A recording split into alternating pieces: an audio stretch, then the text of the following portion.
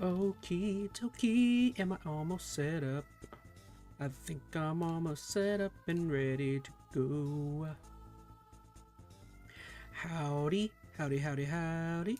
How's everyone doing out there in the YouTube world? I am doing great. Getting ready to go here. Alright, I think I'm all set. Am I all set and good to go? I'm ready, ready, ready. Hey, Veronica Rose just joined the stream. What's up, Veronica? How are you? Got the music kind of going there. I see Skylar Twilight's in chat. What's up, Skylar?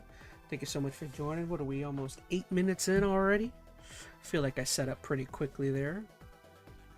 Anyways, how's everyone's New Year's Day? Hopefully all of you are having a fantastic holiday.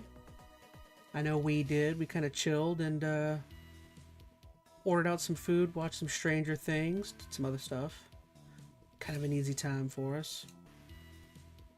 Alrighty, hey, what's going on, everybody? Enter ChazmaN here, back with another rendition of Enter ChazmaN Live. That is my chance every Thursday to kind of sit down and chillax with you guys and talk about what I got going on. Talk about what will be going on. So day at work, says Veronica Rose. That sounds nice. I find it hard to believe slow isn't. I would assume the stores or retail's probably pretty busy today, considering I don't think there's much open. Like I went to Sam's Club earlier, and Sam's Club was closed because I wanted to get some stuff. Scarlet Twilight's a little tired. We opened a little later from our usual time, but we got slammed. I see. I see. So, yeah, if you guys want to know what we got going on today, I just finished another book. That is something I definitely wanted to touch on. And like I mentioned earlier, we finished an entire TV show. We wrapped up Stranger Things. I definitely think Stranger Things is probably going to be the thing I touch on, that I would like to touch on the longest here. And then I got a couple other videos. I think we got a couple videos from Charlie and someone else. And yeah, we'll just kind of chillax. We'll just we'll see. We'll go where the wind blows us, you know. See where the vibes take us. Maybe drink some coffee, and then we'll get right into this.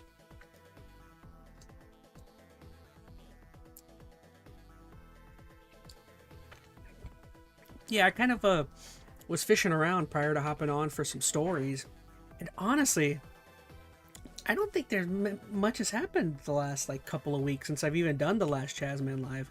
Because the last ChazmaN Live, we basically covered much of the Game Awards, and man, I don't really think there's been much else that's kind of been popping out.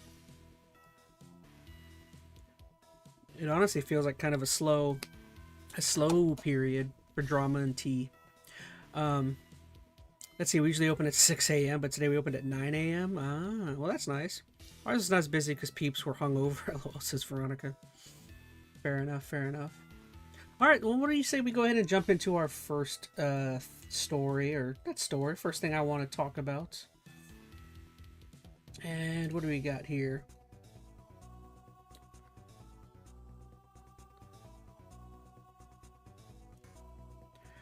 So, yes, literally just within the last like 2 or 3 hours, we finished Stranger Things Season 5 over here. And I really wanted to chit-chat and kind of talk about what my thoughts were on the show. I wonder if I can I get... If I play playback speed super slow, could I get away with playing footage of this thing? Get rid of audio. Let's see if we can get away with that. Play it ridiculously slow. So yeah, literally, we just watched Stranger Things. Oh, how do I get rid of captions? And I don't know what overall, or I should say, is anybody in chat right now currently worried about spoilers? So if you want, I can try and avoid spoilers for you if you'd like, or I can just go all in on this right now. Anyone care about that in chat?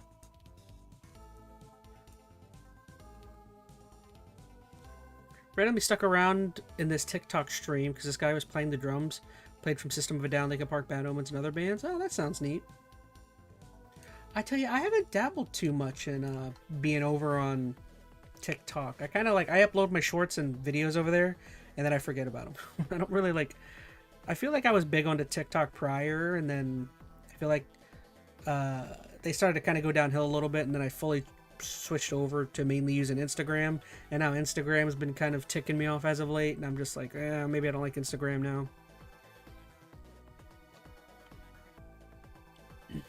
Alright, well, screw it. I'm gonna go ahead. We're gonna have spoilers here for Stranger Things. Mild spoilers. I won't completely give away everything, but getting into my overall thoughts of how things kind of ended up here, I am very mixed on what was kind of going on here with the end of the show.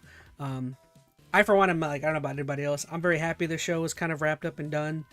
I definitely think the show definitely with how it ended and what they were kind of going with in terms of pulling on the heartstrings of people, the show definitely was trying to utilize and fully take advantage of the legacy viewers with it.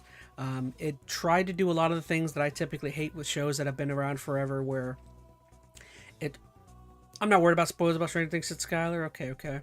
It definitely tried to do way too much in terms of like just taking advantage of how people's feelings for these characters, the legacy viewers, and I definitely think they did some things that I kind of wish they wouldn't have kind of the direction they wouldn't have tried to go in.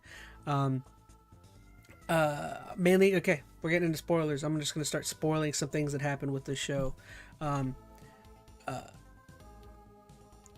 So some of the one of the biggest rumors I had heard with the show and the ending that I was really hoping for was that, and it totally would have fit thematically with each character. It would have fit, and it honestly would have made this show far more entertaining, because one thing that a lot of people have been complaining about is a lot of the plot armor based things.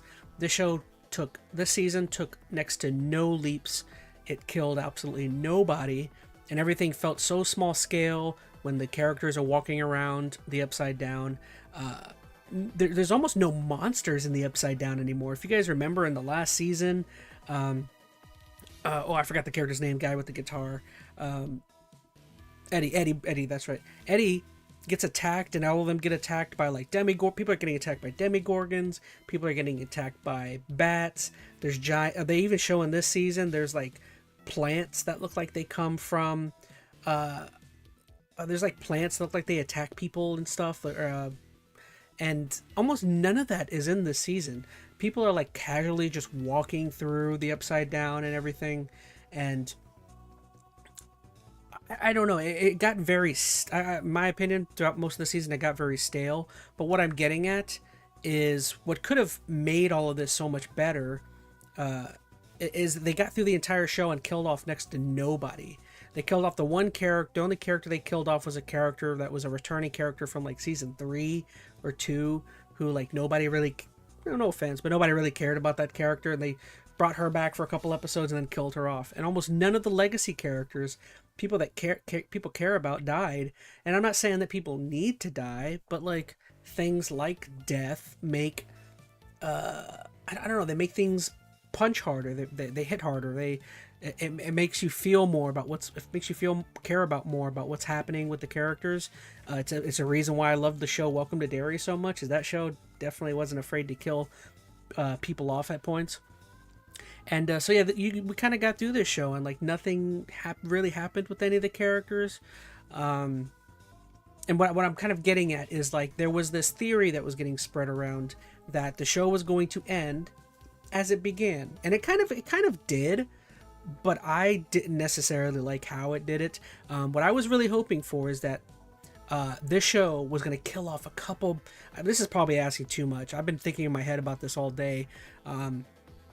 this theory and my theory that I wanted is entirely too good for the show. I think this would have been something entirely too cool. So of course it's something I shouldn't have expected that they were ever going to actually do. But the theory is that the whole show would have ended and it all would have been just a Dungeons and Dragons game as it was at the beginning. In the very first second you watch the show, the whole thing revolves around Dungeons and Dragons, kids playing a game, having wild imaginations, coming up with things, and going on an incredible adventure, right? That could have been such an incredible way to end this show. And I guess I'm leading on, they don't do that at all. And that could have made up for you killing off characters. And that's another reason why I think that would have been great, is it would have made, if they would have made the Upside Down more dangerous by killing off a couple of characters. The trials and tribulations and emotions and stuff of that sort would have been heightened. And then you could have also had your way out at the end. Oh no, it's all just a game in the kids' minds. You beat Vecna, they got the hero and they got the rewards and everything. And again, I'm going off on a spiel about what I wanted to see. I guess who cares what I wanted to see. I think that would have been incredible because that could have given you some leeway to kill off people. And then at the end, they're not dead. It all was just a fun game between kids.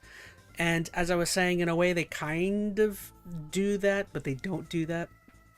How the show ends up finishing out is, I know I'm jumping straight to the end, but I think this is part of the most entertaining part of it to me is how it all wraps up. But how it ends here is that all of the events actually do happen, and it just jumps straight ahead, and it ends on them playing another round of Dungeons and Dragons while dealing with all of the stuff that's kind of they've been happening. And I still think it kind of hits a little bit. Like, it isn't a bad ending. That's something I want to touch on, absolutely, is overall what I feel about this show and my thoughts on it. But it ended up ending in a okay manner. I wouldn't say overall satisfying, but I definitely think it was good enough to kind of have me feeling okay about it. Gosh, man, there's so many plot elements that I kind of want to dig into that I'm not super happy with. Also, there is another thing. Towards the end of the show, they're building up towards this big battle with Vecna and the Mind Flayer and everything, and almost like seemingly they were building, to me in my opinion, they were building up to possibly Vecna making a turn and him not necessarily being maybe a bad guy. It seems like they were like hardcore leaning into that, where it's like, oh, Vecna's just a victim as well. Well, I think Will even says that. He's like, oh, you're just a victim like me, or the Mind Flayer took advantage of you similar to me. And they're really leaning into that. And then the next thing you know, they don't lean into it, and Vecna's like, no, this is what I wanted. I've been wanting to be a bad guy. And it's like, well, but why'd you lean so hard? So that was another thing I was kind of hoping for, is that maybe Vecna would make a turn, and then the end of the show would have been Vecna, Elle, her sister, Will, whomever else, all of them ganging up on the Mind Flayer at once, and it being the Mind Flayer being the big bad. And they didn't do that either. It ended up just being Vecna was they had their cake and ate it too. It wasn't either of them was the big bad. It was the combination of Vecna and the Mind Flayer being their combination, their cohabitation of each other was like the vessel, I guess. And again, it's not just something they kind of tried to have it both ways, and I would have preferred if they were just like, no, the Mind Flayer is the bad guy, big battle with the Mind Flayer. And that's another thing, is the ultimate battle between Vecna, Mind Flayer, and all the others, in my opinion, is kind of wholly unsatisfying. It all ends and wraps up within maybe 20 minutes of this 2-hour long film, basically. The Mind Flayer gets killed. The whole Mind Flayer scene is really cool and really effing stupid. It's really cool and really dumb. I really feel like they kind of fumbled some of the stuff here. Throughout much of the latter ends of the season, you keep seeing, what do they call this land? The Abyss. There's this Abyss area that Vecna and the Mind Flayer have, it ends up being where they've actually been hiding and where they've secretly taken all of their victims. As it turns out, there's a whole world other than the Upside Down. There's as in, I don't know if you guys ever saw, there ends up being a big wormhole, and this wormhole is what connects something called the Abyss, Earth, and then in between is in the wormhole is the Upside Down, which is a really cool idea. I should say I won't dig too deep. I'm not that big on the lore, but like I actually thought the whole idea of the wormhole and the abyss being really it being really cool, but honestly it still didn't really end up being what I was hoping for. um what I mean by that is, like, throughout most of the show, there's a lot of this imagery of, like, whenever you see the Mind Flayer or you're in the Upside Down up in the sky, there's like this I forgot to pull up my Twitch chat. There's a lot of this imagery of like this red light and all of the smoke and clouds, and there's all of this stuff that's kind of leans very much leans towards like, what's up in the sky, why is it always red, what could be happening up there. And that was really cool. That was a really cool revelation, I thought, is that, oh, the abyss is actually up in the sky. And like I thought that was actually really neat and a cool thing to have, is that this entire time these guys have been looking for Vecna, and where he's been taking people the whole time, he's actually not on the ground, he's up in the air. Oh, that I felt like that was pretty cool. I think one thing I was kind of hoping that they were going to let on about the abyss or the Upside Down is that it wasn't necessarily a different dimension, and that it was like, I kind of was hoping that they were going to say it was like a time frame, but I don't think they even necessarily said that. Like, I was hoping that like the Upside Down maybe was like a future Earth instead of a different Earth, you know what I mean? Where like or instead of them like thinking they're in a different dimension, they're actually in a future time frame of Earth that's already been taken over by the Mind Flayer and Vecna and all of that. That's what I was kind of hoping they would do. They didn't necessarily do that. I do think the Abyss and Upside Down ended up being just a different dimension, which not the biggest deal in the world, but yeah, I'm kind of just bouncing around. If you guys don't know, I'm bouncing around with all my ideas. Oh gosh, where do I go now? Oh, I kind of, yeah. I mean, like I was saying with the Mind Flayer, they beat the Mind Flayer so freaking easily, I think, was what I was annoyed by. Oh, I remember what I wanted to touch on. Yeah, as for when they get to the Abyss and they finally find Vecna, he's in like this really cool looking going upwards like structure that's kind of roundish, and it looks like a cocoon or something of the sort. And there's this really cool imagery of when we find out that Vecna is actually, you know, he admits he's not a victim, and that this is what he's been wanting the whole time. There's this really cool imagery of these legs springing down and finally coming down to make like this spider-like creature, and it's a really cool imagery of like of this structure that Vecna's been in the entire time is actually the Mind Flayer itself, this like big towering creature with legs that we've seen throughout the entire show. And like that's like so cool. Like that's so cool because like we've been wanting to see the Mind Flayer for so long. We've only seen it through shroud and mist and clouds, you know, and when we finally see it, the design is really awesome. It kind of looks like a kaiju a little bit, you know. It's got some Godzilla like features that like I thought was pretty awesome. And then like it gets done in by our heroes, like not even L, it gets done in by like the other heroes within like 5 minutes, I would say, or something. And the scene makes absolutely no freaking sense. All of our heroes are on the ground, and there's these high ass cliffs, and our heroes, this thing's massive. It can run probably, it can get to them within like at least a minute, I would say, with as big as its legs are.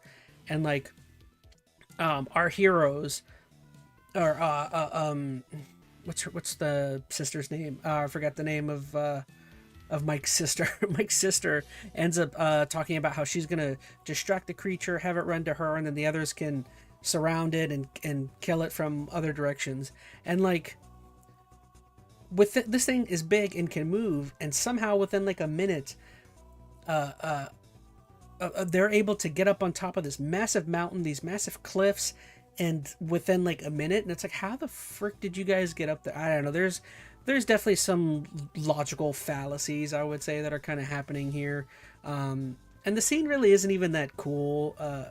Or I don't know. The creature just it just somehow gets easily done in by like our heroes with like basic weapons, and this thing's like a kaiju, and I don't know. I thought inside of the creature was cool because at least L shows up at one point, jumps into it, and begins a fight within it with Vecna. Like that whole part's kind of cool, but again, the whole fight scene's over within, I would say, maybe 10 minutes, 15 minutes, not even 20. It's very quick, and I don't know. Me at least, I'm kind of not okay with how quickly that was kind of done.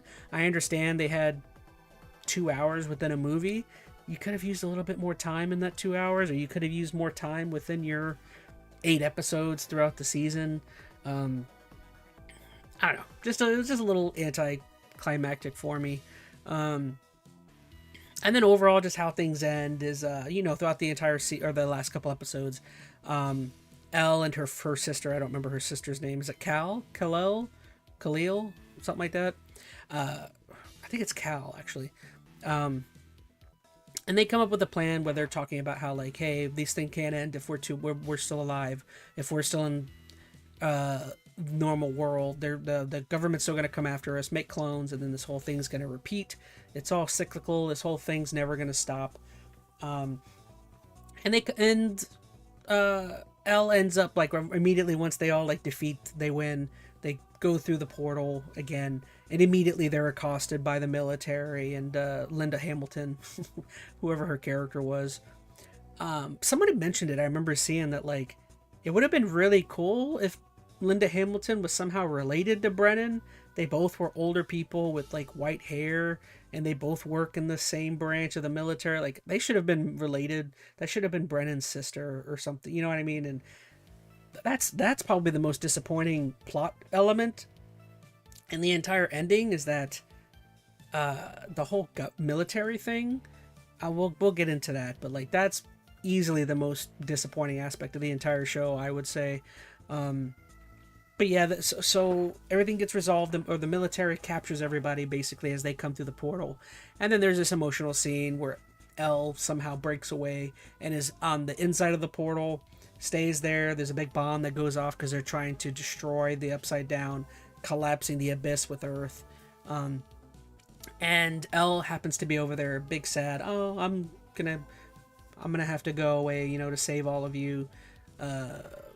Portal collapses, Upside Down destroyed, and then it just cuts to like 18 months later, and the entire military and all the science, Linda Hamilton, everyone's just kind of taken off, gone back home, left.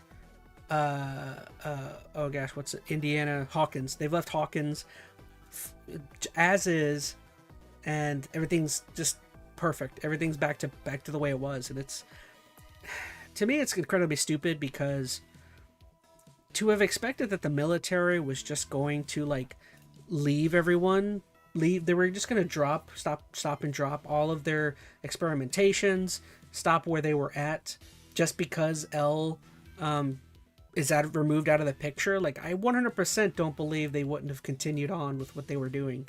Like, you don't think they would have captured one of the other kids or other people that had come into contact with Vecna or had been a part of the Mind Flayer?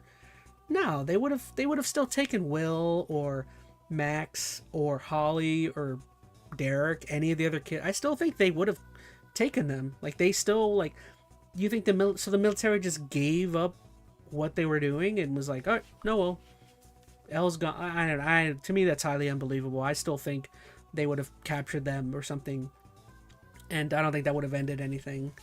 Again, my opinion, but okay, where was I going with that?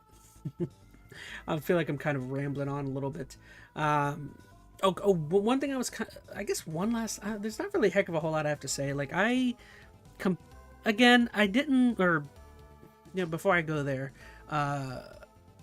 I was kind of hoping that Elle's sacrifice had been, because what they end up leading into is that it wasn't real, and that through the help of her sister Cal, she made it seem as though she went into the portal and died, when like Mike at the end kind of lets his crew in on the secret that he thinks that Elle actually, it was all fake, the whole her dying, and that she thinks she actually like left out the back door or something and disappeared and is actually in some other continent, you know, running away, you know, or something. I actually didn't really like how they did that. I was actually kind of hoping, again, my two hopes was that, one, my theory with the whole it being a Dungeons and Dragons game, or what I think also could have happened is that Elle did indeed was behind the portal. She was there. Everything collapses. Portal's gone. Elle's gone. Everyone thinks she's dead.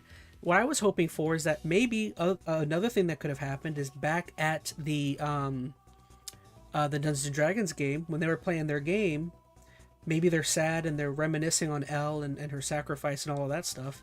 I thought what could have been another cool idea is that maybe like you see like throughout the entire show, whenever demigorgons or anything from the Upside Down is coming through, remember when Will would talk to Joyce, there would be like lights flickering or something like that. I think the show would have been also a great way to end, would have been they're playing the Dungeons and Dragons game, they're all sad, they're all getting ready to go home, and as they're leaving the basement or something, they all see like some lights start to flicker around them for a split second, and that kind of like gives them hope that like, oh man, maybe Elle somewhere is still alive and still you know, maybe there's hope or something for that. And like I don't know, I think it's just highly unbelievable that like Elle is still alive but is actually on our Earth, and the government somehow doesn't know that, or she's able to stay. Again, I hate when shows do this, but I think they're trying to have their cake and eat it too. They're trying to have it both ways.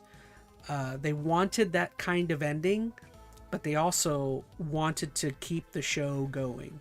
And I think that's what that's leading to, is like the show is still going. They didn't want to kill Elle, because if they kill Elle completely, although like the way I ended it would have been satisfying, because she wouldn't have been dead and you could have done something with that.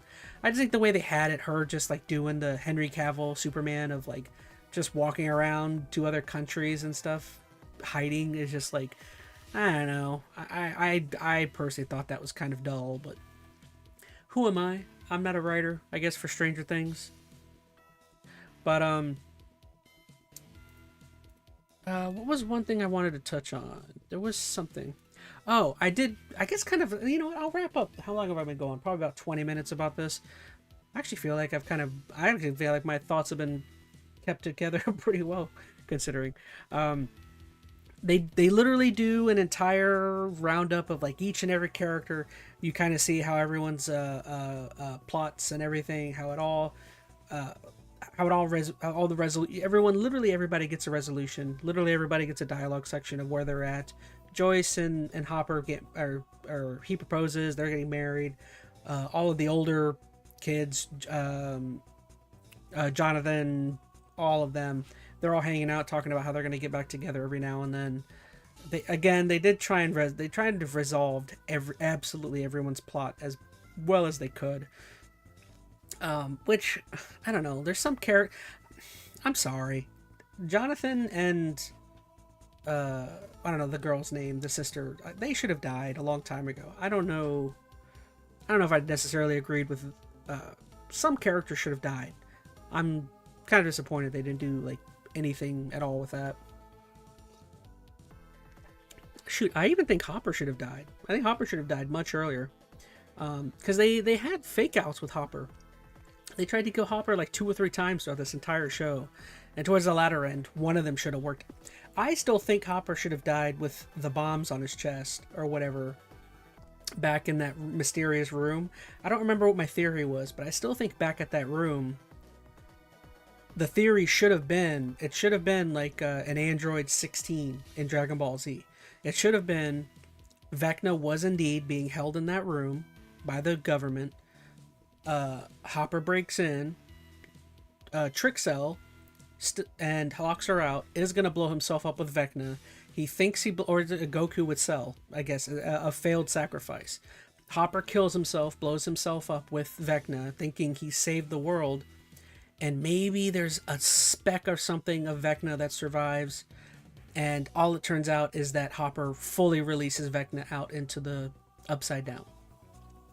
I still think to this day that should have been what was going on there, rather than that being the sister from the previous life or whatever. I don't know. That's my opinion. I guess, you know what? Let's go ahead and wrap it up. So, what overall did I think of this show and ending completely? I will say, even though I feel like I've been super critical on how things have been going with the show, I don't think this necessarily was as bad as I thought it was going to be. I was like wholeheartedly expecting like Game of Thrones, Rings of Power levels bad, and I don't necessarily feel as though it was that level of terrible. It was definitely not great. I think in a way, in certain ways, they made the landing. And in other ways, they still flopped it, at least to me. But yeah, like I was saying, Game of Thrones, that was still a way worse ending. Game of Thrones was like, this at least wasn't like earth shattering in terms of Stranger Things. I still think the show is still watchable and still going to be enjoyable. The problem is that freaking the Game of Thrones ending was so bad that I think that killed that show like completely. And I don't necessarily think that happened here. It was bad and I wasn't super into it, but I don't think it killed Stranger Things. Like Rings of Power killed itself. Game of Thrones with its ending killed itself. It wasn't that bad. It was close. But I at least think the majority of the show is watchable. Like, I've actually been tempted to go back and rewatch season 1 just to see how good it is. Maybe I will do that. Maybe I'll watch Stranger Things season 1 and come back to you guys at a later date and we'll talk about it. But yeah, I don't know. Hey, Odin is Salty is in chat. Says, hey everyone, I'm a bit late, says Odin. No, you're all good. I'm just wrapping up my thoughts on Stranger Things. Yeah, I've been talking about that for a little bit, but overall thoughts. I still think this show is really good at a couple of points and is mid in a lot of other ones. I would still say seasons 1, 2, and 4, I would say, are pretty good. 3 and 5, from what I recall, are probably the 5. I would actually say this is the weakest season, in my opinion. Again, I think this is the weakest season by far. It's not like totally terrible. I still would recommend this to people. I think everyone should go check it out. If you end up having Netflix, and like if you have Netflix and you've never seen Stranger Things, I don't know. I definitely at least still feel like I definitely still at least feel like this is like, if you have Netflix and you haven't watched this, like, what are you doing? You know what I mean? Like, it's still like that kind of like good, at least with the first 2 seasons. Like the first season I feel like was incredible television. Granted, it's very iterative. You know, it takes all of these ideas from like Back to the Future and E.T. and all of these other sorts of 80s TV shows, The Thing. It's super iterative. I enjoy it. I think it's fun enough. I have Netflix as Skylar. I haven't watched it though, but that's what I heard anyway. Okay. Like I said, I think the first season is incredible. Like the first season is like top tier TV show in my opinion. Like I really love the first season. The second season's pretty good. Third season's not terrible. 4 seasons gets back to good, and then the 5th season's kind of So it's a little up and down, but definitely those first 2 seasons are like really, really peak Stranger Things. I would watch it, but it really doesn't catch my attention. Well, again, because of how iterative it is, I would say if you're not necessarily into stuff of the 80s, Back to the Future, E.T., I don't know, Alien, if you're not into that kind of stuff, if you're not into that time frame, which that's like peak time frame for me, like that's one of my favorite movie time frames ever, you know.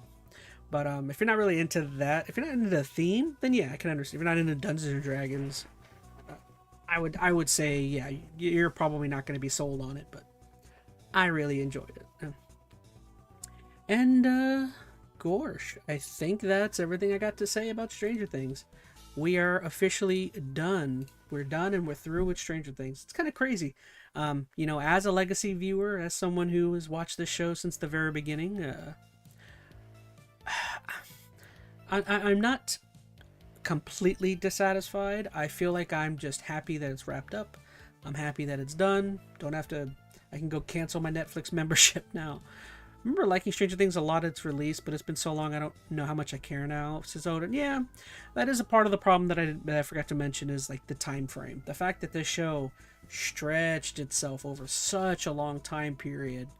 And yeah, we were talking about it while we were watching it, but like, it is so striking the age of the kids in this show. They're not kids anymore, but a lot of these people are like in their mid-20s and stuff, and later than that. And you have like mid to late 20s people acting like high school kids still, and it's pretty striking, at times. I like GTA 6, where it's just been too long. It's not hyped up much, says Odin. Yeah. But that's my thoughts. I'm going to move on. Again, I enjoyed it. I definitely, at least, the big thing I wanted to touch on was my personal theories of what I was hoping for. Again, I don't want to act as though I know anything about writing.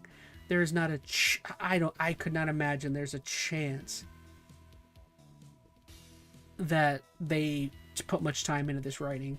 Everything felt like flying by the seat of their pants when it comes to this ending in this show.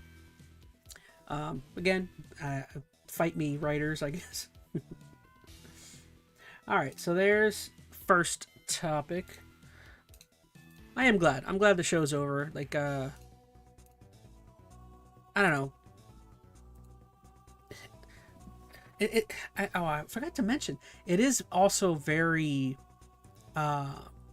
countering to it's a very stark contrast to Welcome to Derry. The fact that those two shows were almost running next to each other with how good Welcome to Derry was versus Stranger Things, I definitely think that probably might have hurt Stranger Things a little bit, in my opinion, at least for me, because like definitely felt like Welcome to Derry was a much better run show, better written show than Stranger Things. Stranger Things, yes, has like the legacy viewers and it has the name, and Welcome to Derry is a new IP essentially. Not it, but Welcome to Derry. It kind of had a little bit of a much steeper climb in terms of like getting into the zeitgeist, I guess, versus Stranger Things. Stranger Things is already like built up. It's already a big massive thing right now. But yeah. Welcome to Derry blew the show out of the water, in my opinion.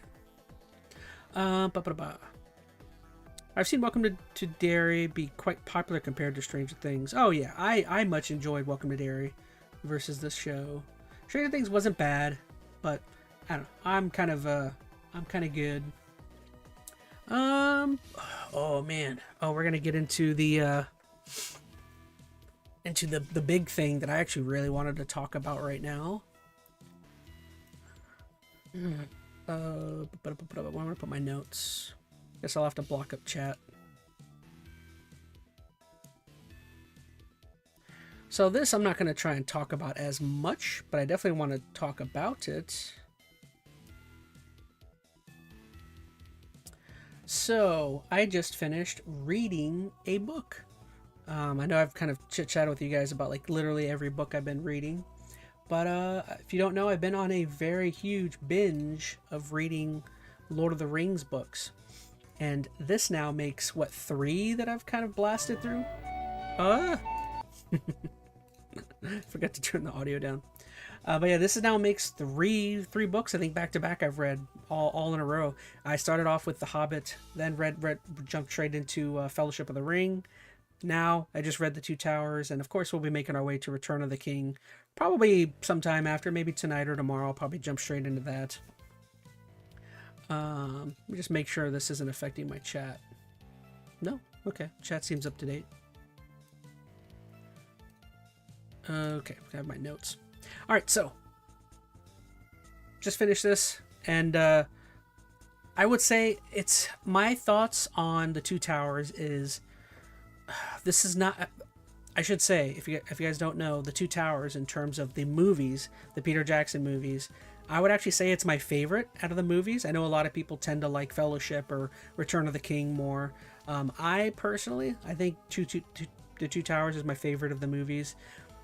It's crazy how opposite I think I might be in terms of this book. I actually think so far that this might be. I think this is probably my least favorite of the books that I've read so far. I definitely think I liked Fellowship and Hobbit more than this one. I think what it is that this book is very, very. It's very uneven, I would definitely say, versus the movie. I think the movie is like super exciting. But you know what? Let's tackle it chapter by chapter. Not chapter by chapter, but I kind of have a little list here of things that I really wanted to touch on. So starting from the very beginning, let's just touch on like the differences and what there is between the book and the movie. One of the biggest things, I think I even mentioned it during my Fellowship telling, is that Boromir does not die at the end of Fellowship. Instead, he dies at the beginning. Or does he die at the beginning? Aragorn, Legolas, Gimli find Boromir dead. Oh, okay, yes, I'm right. So he doesn't die, or he's not found to be dead at the end of Fellowship. He's found to be dead here at the beginning of the Two Towers. So they're all immediately once this movie or book, or once this book begins, there's immediately a contrast to what happens in the movies. And honestly, I will say, I don't really feel like there was a lot different. Like unlike Fellowship, the book versus the movie, there's a ton of different things. I actually think this book and movie are like pretty close to the hip, in terms of what they got going on and what was happening. Yeah, early on though, that's one of the early differences is the whole thing with Boromir. That's slightly different. Not a heck of a whole lot. And it didn't really matter, I guess. I definitely think, I mentioned it in my previous talk, but I think Peter Jackson did good by leaving that in, or adding that to the Fellowship. It definitely made that ending hit a little bit more excitement kind of happening there. Boromir's dead. But yeah, that's kind of one of the only other major differences. You know what? I don't want to go by the book. I feel like I do better when I'm kind of just going off on my own, talking about the differences. One of the major, huge differences that I will say that I think what really kind of makes or breaks the second book is the whole battle at Helm's Deep. If you don't remember in the Battle of Helm's Deep in the movie, it is... it is like a big meaty, I feel like it's a big meaty part of that second movie, and versus the second movie actually here in the book. In the book, it's only one chapter, if you can believe that, the Helm's Deep part, which is kind of insane because, again, in the second movie, that's like a large... Uh-oh. Getting a copyright claim. Alright, well, I won't be letting that video play then. Maybe I'm playing too much. Let me see if this cuts my stream out then.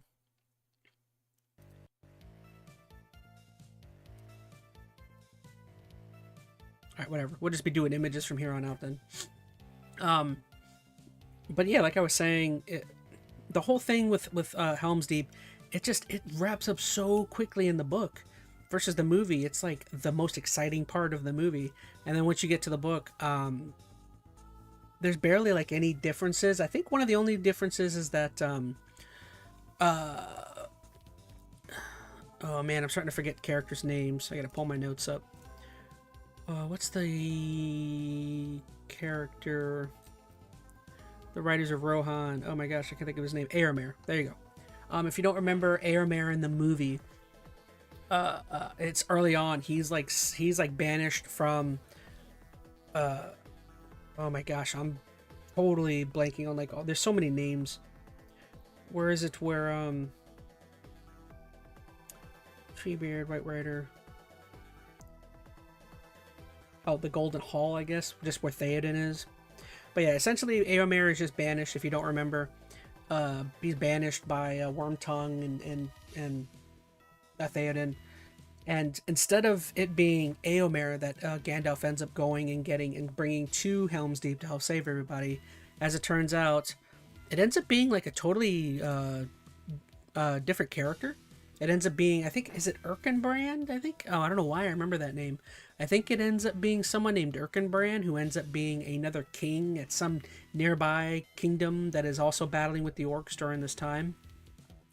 And yeah, during the entire battle, it kind of wraps up within one chapter. It's even a fairly short chapter. I think it's only like 10 to 15 pages long. So it is not a terribly long section of the book. And yeah, as it turns out, remember when Gandalf is like, turn to the sun, to the sunrise on the umpteenth day or whatever, and look for me or something. And instead of it being him with the Riders of Rohan and Éomer, instead it ends up being Erkenbrand in this other kingdom or something that's nearby. And again, not like a huge difference. I mean, as it turns out, though, throughout the battle at Helm's Deep, Éomer's actually been there and battling with the king and stuff. But yeah, everything's basically there. That wasn't necessarily a huge difference that I, for one, thought was like super meaningful or anything of the sort. Let me try and figure out what. Gosh.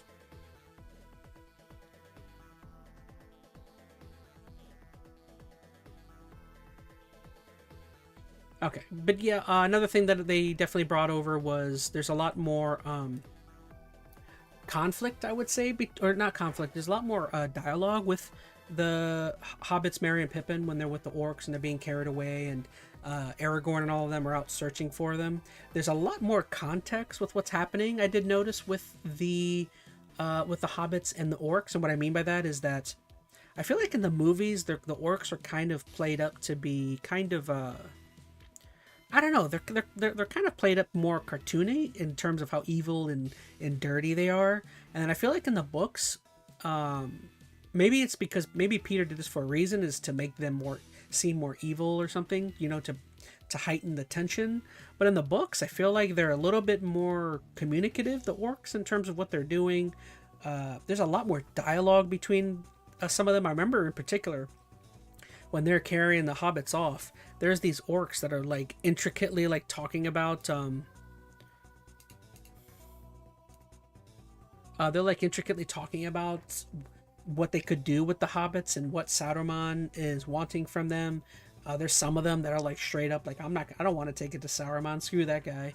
And I don't know, there's a lot more going on there. I feel like that's one thing, you know, the books really do better is, you know, no surprise, but there's so much more context, there's so much more dialogue with, and people's goals are way more fleshed out here than I would definitely say in the movies.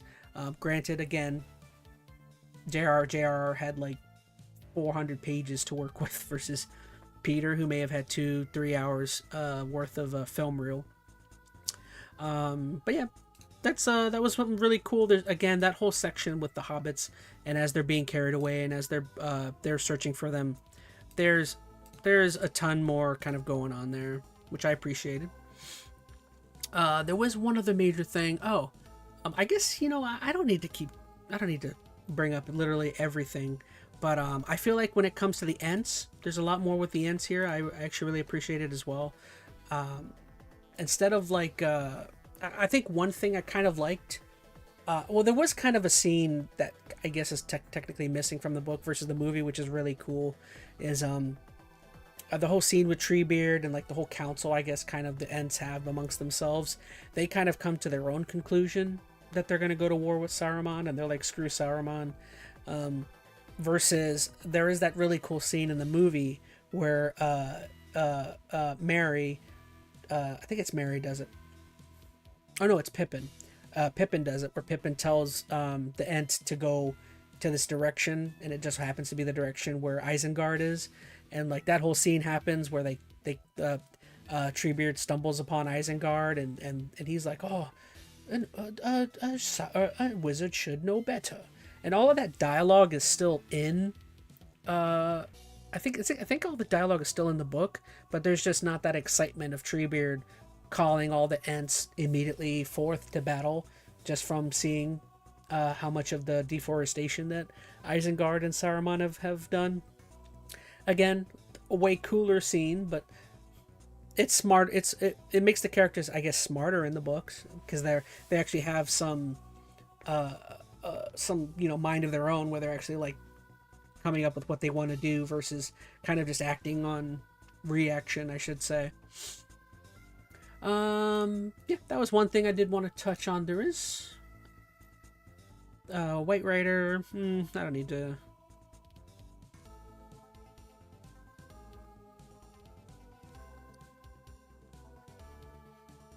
Oh, and I should also say, yes, everything that happened with Theoden back at his kingdom in Rohan. There's man. Okay, now that I'm being my notes are reminding me. There's so much cool stuff that happens here with this scene that is left out from the movie. They're like when they first get to Rohan and they're going up. I don't remember the name of the Rohan's the region, the kingdom. I can't remember the kingdom's name where Theoden his hall is. It's like the Golden something or Golden something, but this whole scene, it's less exciting, but it's more cool. There's a lot more dialogue that happens here. What I would say is really cool is that as they're entering the hall or whatever, I remember in the movies they're told to release all of their weapons, and Gandalf's like, "Oh, you wouldn't pot an old man from his walking stick." And then, of course, he lets him in and all that. But, like, in the book, that scene's so much cooler because there's, like, an entire dialogue section between Aragorn and the guards when it comes to giving up his weapons. And Aragorn is, like, I love it. He's, like, feverishly, adamantly telling them, I'm not giving up this weapon. This is the weapon that, ended Sauron. The Anduril, this is the King's sword, the King of King's sword. And like he goes through this whole thing where he's like threatening to kill the guards. He's like, you will not take this from me. And it's so cool how he's like, just how much he's defending not giving up that weapon, where versus in the movie he's just like, yeah, here's my sword or whatever. And that's way cooler than that. As it turns out, he ends up like coming to an agreement to giving them, and they protect it with their lives because they know about it's being the King's sword or whatever, the sword of Elendil or whatever. That's way cooler in the books. And then once they get in there and they start dealing with Theoden, who's actually taken over by Saruman, that's a little more. It's definitely less exciting than in the movie, because in the movie you have a Saruman who's actually using Theoden, and he's like does the jump at him and whatever, and he gets flung back by Gandalf with his staff. None of that's really here. It's kind of open in a second that Gandalf removes Saruman from Theoden. Again, way more exciting in the movie. That's one thing I will say about versus this movie versus the last one that I noticed more, is I definitely think this is the book, or this is the movie that probably needed a lot of the more exciting touches from Peter Jackson, I think. There's a lot of stuff I feel like that was good, was proper to kind of make it a little bit more exciting. Sorry, I'm going so close to my notes here. Road to Isengard. Basically, the whole Palantir thing, that's pretty close to what was going on in the books. I didn't necessarily see anything there that was wholly, totally different.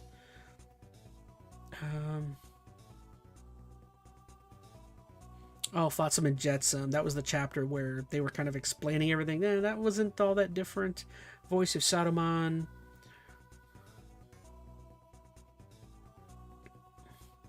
Okay, yeah. There's a subtle differences here with Chapter 10, the Voices of Saruman, or Voice of Saruman.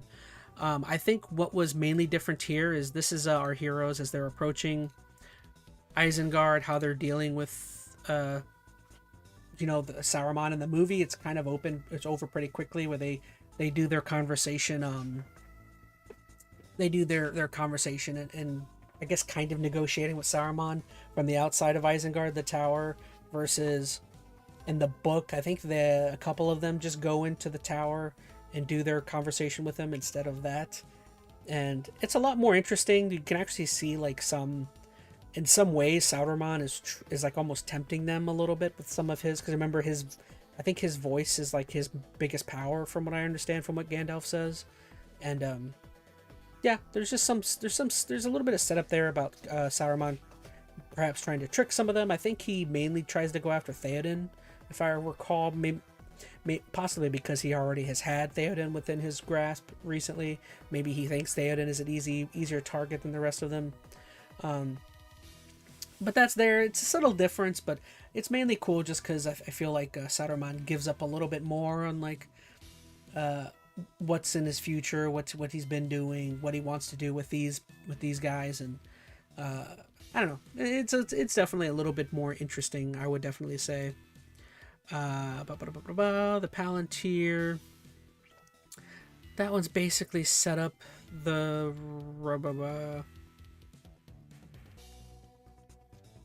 Okay, so everything. Okay, so I'll start following the chapters from here on out. I feel like I don't necessarily need it as much, but since let me get a good image here. Yeah, I like that image.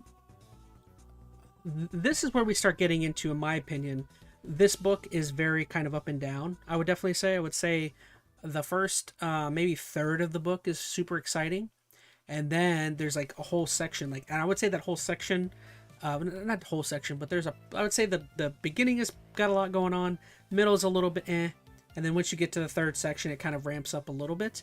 I would definitely say here we're starting to get into some of the more dull stuff, and I'll be quick on this. I would say mainly a lot of the stuff at the beginning when you kind of see from the vantage point of when we're joined by Frodo and Sam, and then this is mainly where Gollum comes into play. A lot of this, I would say, is very closely tied to the movie or to the book.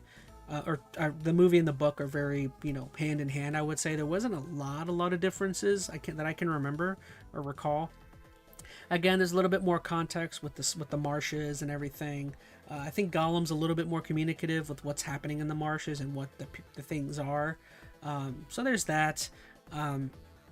But yeah, I would say everything here is it's a little boring. I would say it's very dull. I would say this is probably the low point of the book. And it's like this for a while, I would say. But luckily, I will say, I'll wrap up my thoughts here soon. I feel like I've been going on. I do feel like everything here plays it closely to the book until you start getting to where when Faramir comes into play. I almost skipped right over the Faramir part. This is still like the low point, I would definitely say. But once Faramir comes into play, when he captures the two of them, and turns out to be the three of them, this is probably, I would say, the biggest differences between the book and the movie. I would definitely say Faramir here, everything flows so much better in the book than it does in the movie, I would say. Granted, I would say a little less exciting, as is kind of thematically what's going on between the movie and the book. The movie is definitely more exciting with how it does some of this stuff, but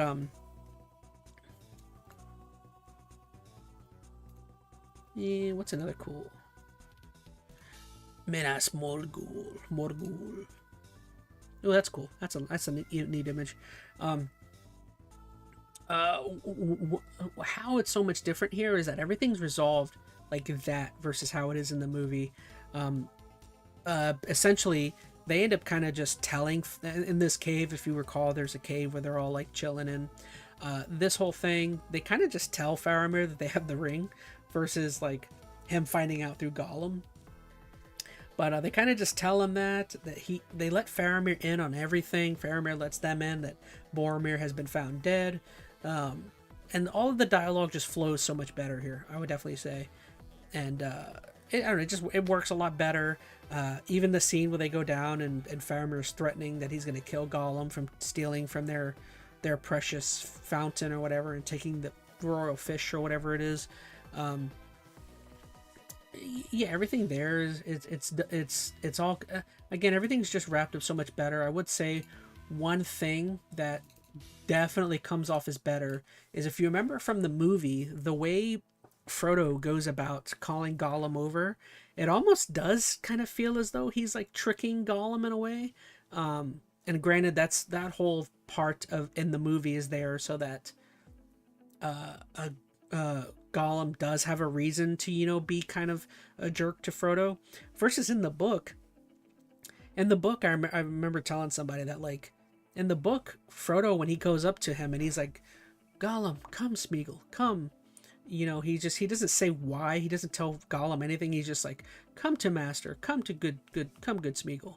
Versus in the book, he's like literally telling him, he's like, Smeagol, come to me. You're going to die. There's people above us. They have arrows, and I feel like it's done much better there versus in the movie.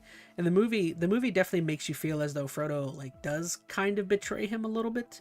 Here in the book, there's no reason Gollum should be mad at him, because he's telling him, he's like, dude, you've got the ancient fish. He literally says stuff like that. He's like, you've taken fish from here that you're not supposed to. There's people with arrows. They're gonna kill you unless they've told me to lead you away or something. And it's done loads better there. And then even once they talk to Gollum up top, like, one of the big things is that in the movie they end up going to the destroyed city next to Minas Tirith. What's it called? I can't remember, but remember when they go to that scene, that whole section is eliminated from the book. None of the stuff that happens there is in the book. The whole battle that happens there, Faramir, or at least maybe it happens in the next movie, but the whole battle there hasn't happened. Faramir hasn't died yet, or thought to be dead yet. But yeah, Faramir just like, because they end up like, through getting to know him and telling him things and telling him what their goals are, he ends up like trusting them and letting them go free at that town, at that destroyed city. Instead, all of that kind of happens in the cave. Faramir lets them three go in the cave, and he does his typical, like from the movie, where he's like, he knows where Gollum is trying to take them, and he doesn't know exactly, but he knows that where he's taking them is not a safe place, and he just tells them to be wary of Gollum, and all that good stuff is all there, and it's still pretty cool. I still really like it. It's just, everything is just flushed out so much better in the book here. It feels like everyone, again, I've said it many times, but the whole idea of context, people's goals and what they're doing, they actually like tell better in the books versus the movies. It definitely works out in many ways. And then I would just say, once we start getting to Sidith Ungol, or what is it, the steps or whatever that lead up into Shelob's lair, everything from Sidith Ungol on, once they start getting to Sauron's domain, it gets so much better, I would say, in the book.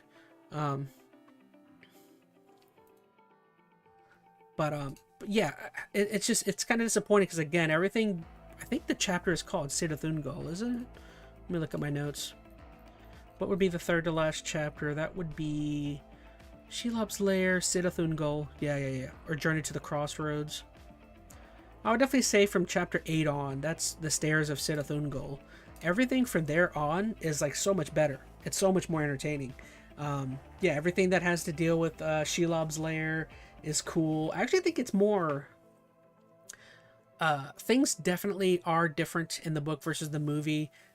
Sam doesn't just... the whole thing with Sam turning his back, or the whole thing with Frodo turning his back on Sam after the whole Gollum dropping the lambus bread and everything, that whole thing is eliminated from here. Instead, Sam is just with Frodo throughout the entire thing, all the way through the cave of Shelob. Yeah, Sam's just by the side, and they both deal with whatever's there. It's definitely different than the movie. But yeah, everything here is like so cool. Uh, Dealing with Shelob, I actually appreciated it a little bit more in the book. Granted, the movie is visual, but in the book, you don't know it's a spider until like for so long while they're doing battle with it uh, outside of the lair, and I don't know, it's really cool. I really like the Shelob part and everything. Um, it does kind of, or I should say, versus the movie where I'm just gonna jump right into the very ending. So I'm almost done with talking the book. But where things end, if you want to know where things end in the second book, it is kind of different than the movie. Where when the movie ends, it ends with them, Frodo ends up not being dead from his sting from Shelob, and as it turns out, they get out of the tower, and I think they end up just continuing their way. Versus here, where it ends with Frodo still being under the poison of Shelob, and he gets taken by the orcs and put into the tower. And that's where it ends here, is Frodo has just been captured, and Sam is just, he's mad at himself because he gave up on his friend. And I really like I think the movie also did the same thing, but I really like the inner battle that Sam has throughout this entire part. I've always really liked Sam. He's definitely a favorite of mine. I've always thought Sam was a bit stronger of a character than Frodo, but that's just me. I mean, maybe that's the point. Is Sam is supposed to be the strong? I mean, Frodo is strong, but Sam's meant to be the ride and die. You know what I mean? He's like the go-to man for Frodo. Um, well, you know what? I'm gonna go ahead and end there my little chat there for Lord of the Rings: Two Towers. Overall, again, I hate to be so kind of down on the book. I definitely think this is my least favorite of the three that I've read so far.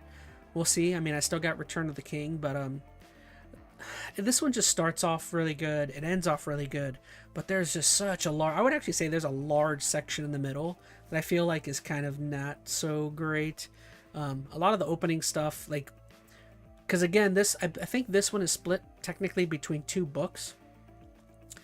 Two Towers is technically two books, and the second book is all of Frodo and Sam's venture part of it.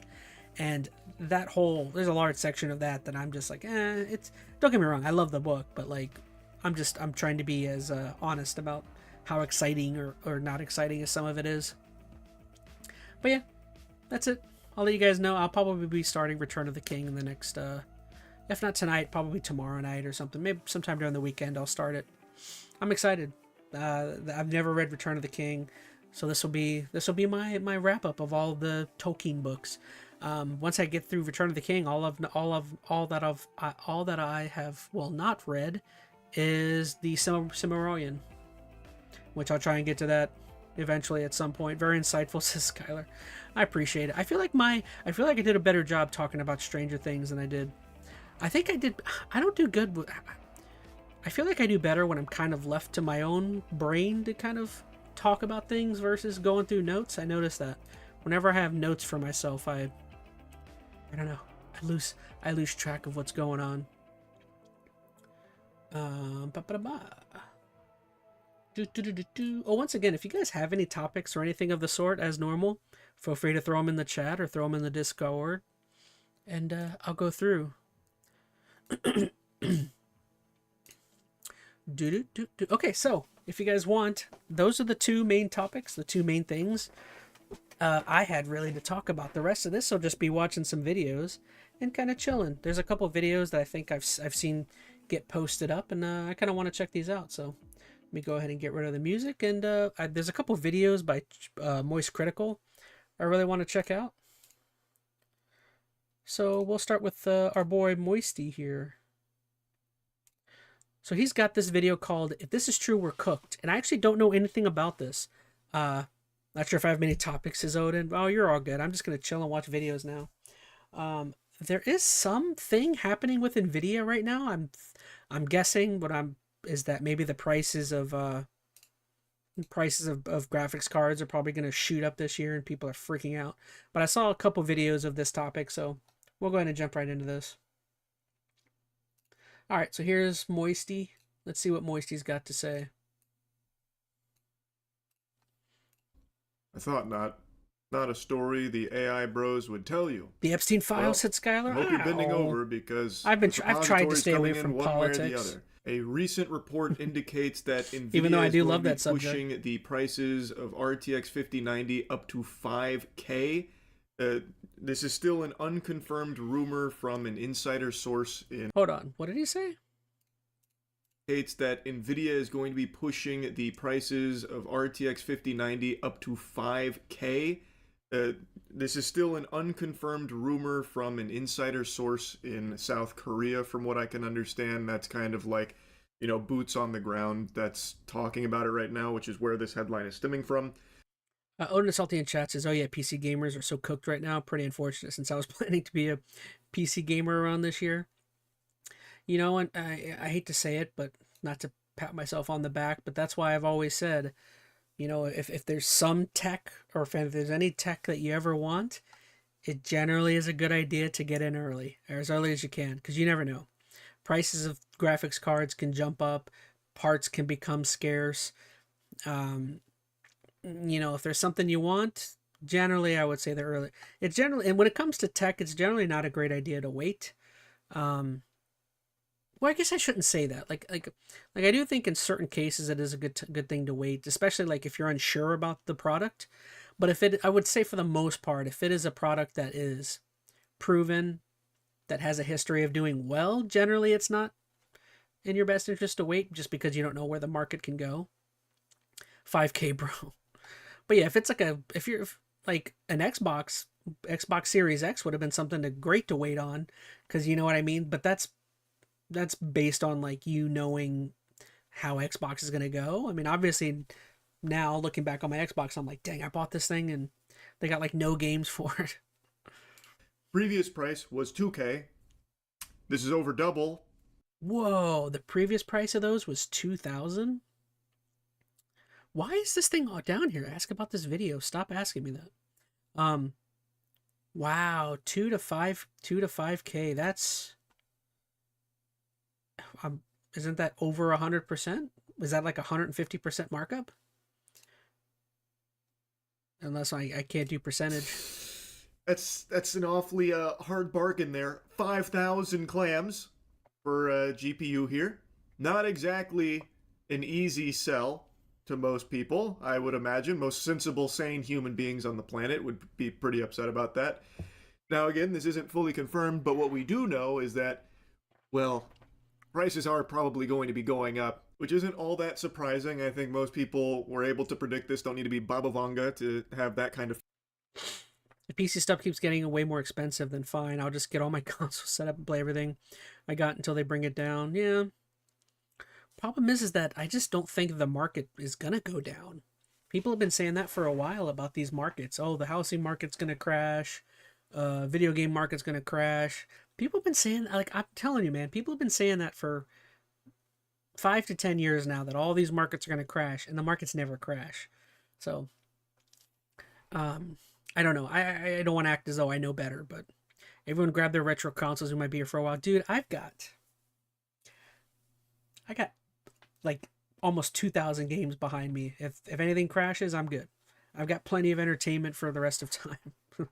Probably have too much. Future site. We're already seeing it with RAM prices, and I gotta tell you, you might not like to hear this, but we're gonna rip the band-aid off. It's because of AI.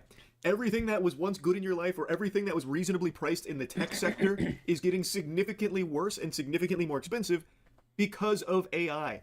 If you want to keep plugging your ears to that fact, or just keep kicking the can down the road for the realization of AI having a supremely negative effect on your life, that's your call to make. But regardless, the sun still rises. The AI plague, the scourge, is coming. Whether you want to accept it or not doesn't matter. It is coming fast, aggressive, hard, and unlubed. It is raw. So I think it's best that you start paying attention to all of this now. Anyway, back to the regularly scheduled doom and gloom here. So the claim about the GPU prices from NVIDIA and all that, it comes from Nusis, a South Korean outlet. It was stressed that we're just seeing the beginning of monumental and borderline ridiculous price hikes in the GPU space. The report explained that sources have suggested a climb in RTX 5090 stakes from $2,000 at launch this year to as much as $5K later in 2026. AMD's RX 9000 series is apparently set to mimic that ticket growth, but not as steeply. Report explained that the sources suggest a climb of RTX 5090 stakes from 5,000. Goodness, that is a lot. It's friggin' raw. So The article also has you're a gonna brief be mention of the raw RAM from those prices, which I've also prices. touched on and what I've also bitched about quite a few times now because of AI-driven data centers, and also one of only 3 RAM manufacturers just abandoning the consumer market come 2026 because they'd rather instead just exclusively sell and work with AI. So, yippee! That's great for all the normal people out there that want some technology in their homes. Hopefully you like fucking flint and steel and start learning the ways of the Amish, because soon technology will be a luxury you can't afford. It's crazy how as we get more and more advanced, it just starts to price people out. It's Hey, not there's getting a cheaper, it's getting so Scarlet. much worse because of There's a Scarlet Mila in 11221 in the Twitch chat. What's up, Scarlet? They say how hello. AI. What's up? And How there's are this you? crazy hopium, this We're fucking just chilling, crackpot watching some lunacy thought videos, process just that chit people have, chatting. that once these AI data centers are all established and all these companies, worth trillions, start slowing down a little bit, well, then everything's going to get so much cheaper and it's going to be great for all of us. It's just going to be long-term pain.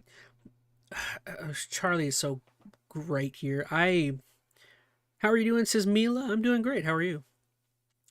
I 100% or Onasalty in the YouTube chat says, why would I drop 5K on a graphics card that already relies on AI to run graphics and have better frame rates per second? It doesn't make sense for me. Now I agree.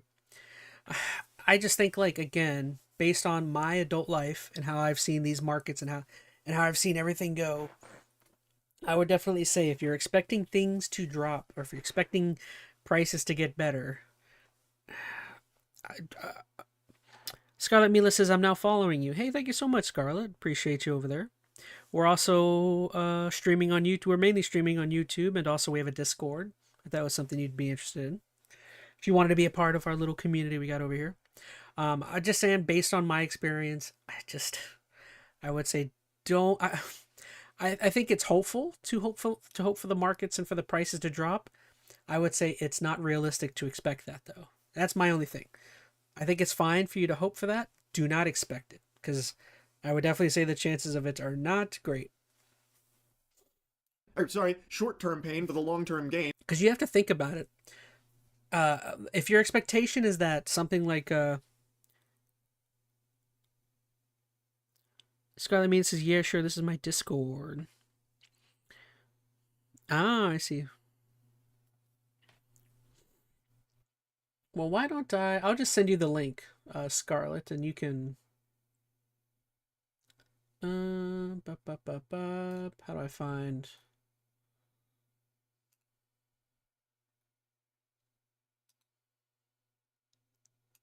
Copy text.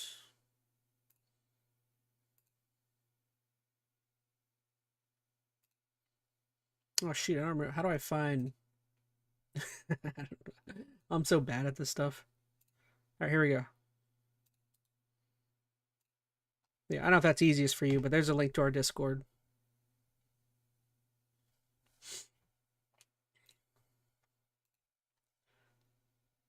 Oh, as I was saying, it's almost getting unrealistic to expect things to go down or to crash when it comes to these markets. Mainly because if you think about it, because Nvidia now, well, if you don't know, if you somehow don't know, Nvidia is now the largest company basically in the world. I think, what do they say? It's like the first $5 trillion company kind of happening right now. The thing you have to say is that if you're expecting them to crash or if you're expecting prices to go down when they are the richest company in the world currently, that's highly unrealistic. And it's also kind of bad because if you think about it, because I think Nvidia at the moment Nvidia at the moment, I think, is like a large amount of GDP for the for the country in terms of, because it's such a massive company, they're generating insane amounts of money for whoever benefits from that in the U.S. It would actually be like totally disastrous for them to collapse or to go under because they're such a large amount of they're our richest company. So I would just say don't expect them to crash. If you're they definitely are not going to do that. I don't even think America would let it crash because they're such a huge company. I should have locked in early and gotten a PC before all this mess is owed and salty. Asus said they were making PC parts, and now I doubt it would be too affordable anyways. Yeah, fair enough. Why are you open? Get out of here.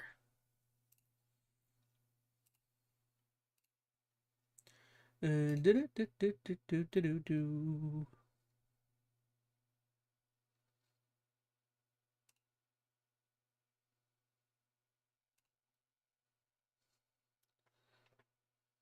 Okay, Scarlet Mila joined the Discord. Appreciate you. Thank you so much.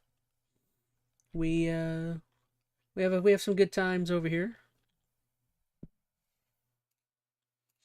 All right. Okay. Back to the video. What am I doing?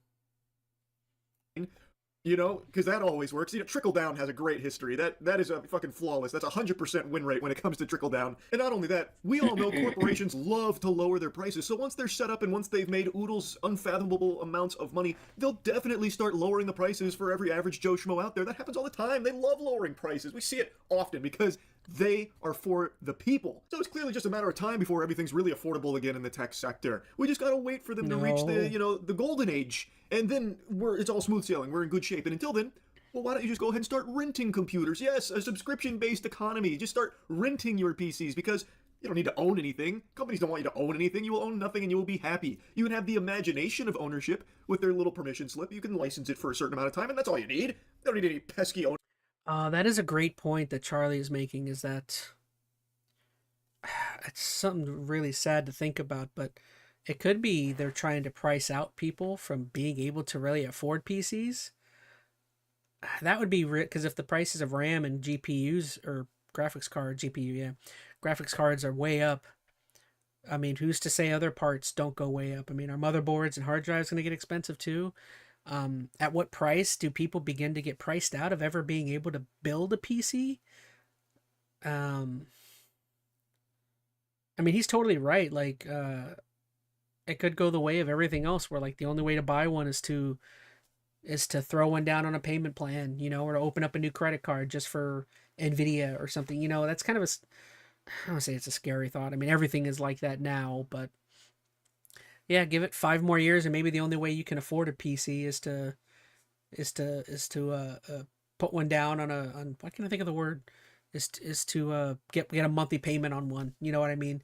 Where like the low end price of a PC is like $5,000 or something crazy like that. Which you're not terribly far from. I mean, my PC when I bought it was, I think this PC I spent like $1,300 on it, maybe 14, which at the time was a lot, but I don't know.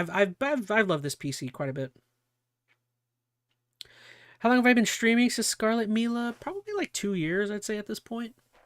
I still feel like I'm relatively new to it.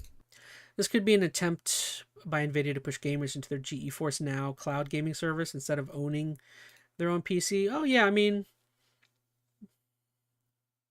100% could be. I'm getting a little lost in the sauce of sarcasm. It's all bad. It's all really bad right now. It sucks. This wonderful little nugget of good news also comes on the heels of a previous blessing that Nvidia gave us, where it was announced that Nvidia might be cutting supply by up to 40% in 2026 due to memory shortages. I already talked about that, where there is the potential that Nvidia is going to be cutting back on supply by 30 to 40% come 2026. Very few things to be smiling about when it comes to the future of PC gaming, and not just PC gaming. I know everyone gets focused on that. This affects every industry in the tech space. I know a lot of people are like, oh, that means consoles will be the best option going forward too. And maybe they will be a more price-conscious option because PCs are looking to... But then those prices would go up as well, because if companies now have to spend $5,000 each on a graphics card or something, or maybe not, that's just like probably 5090 is probably a high end. But if they have to spend double what they're currently spending on it, what makes you think your Xbox console is going to be...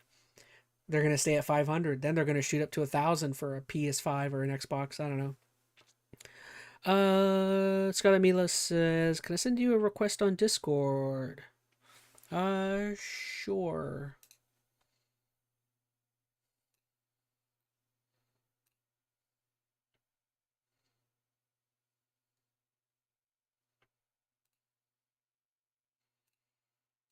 Oh, sorry. Got distracted. Astronomically change in price.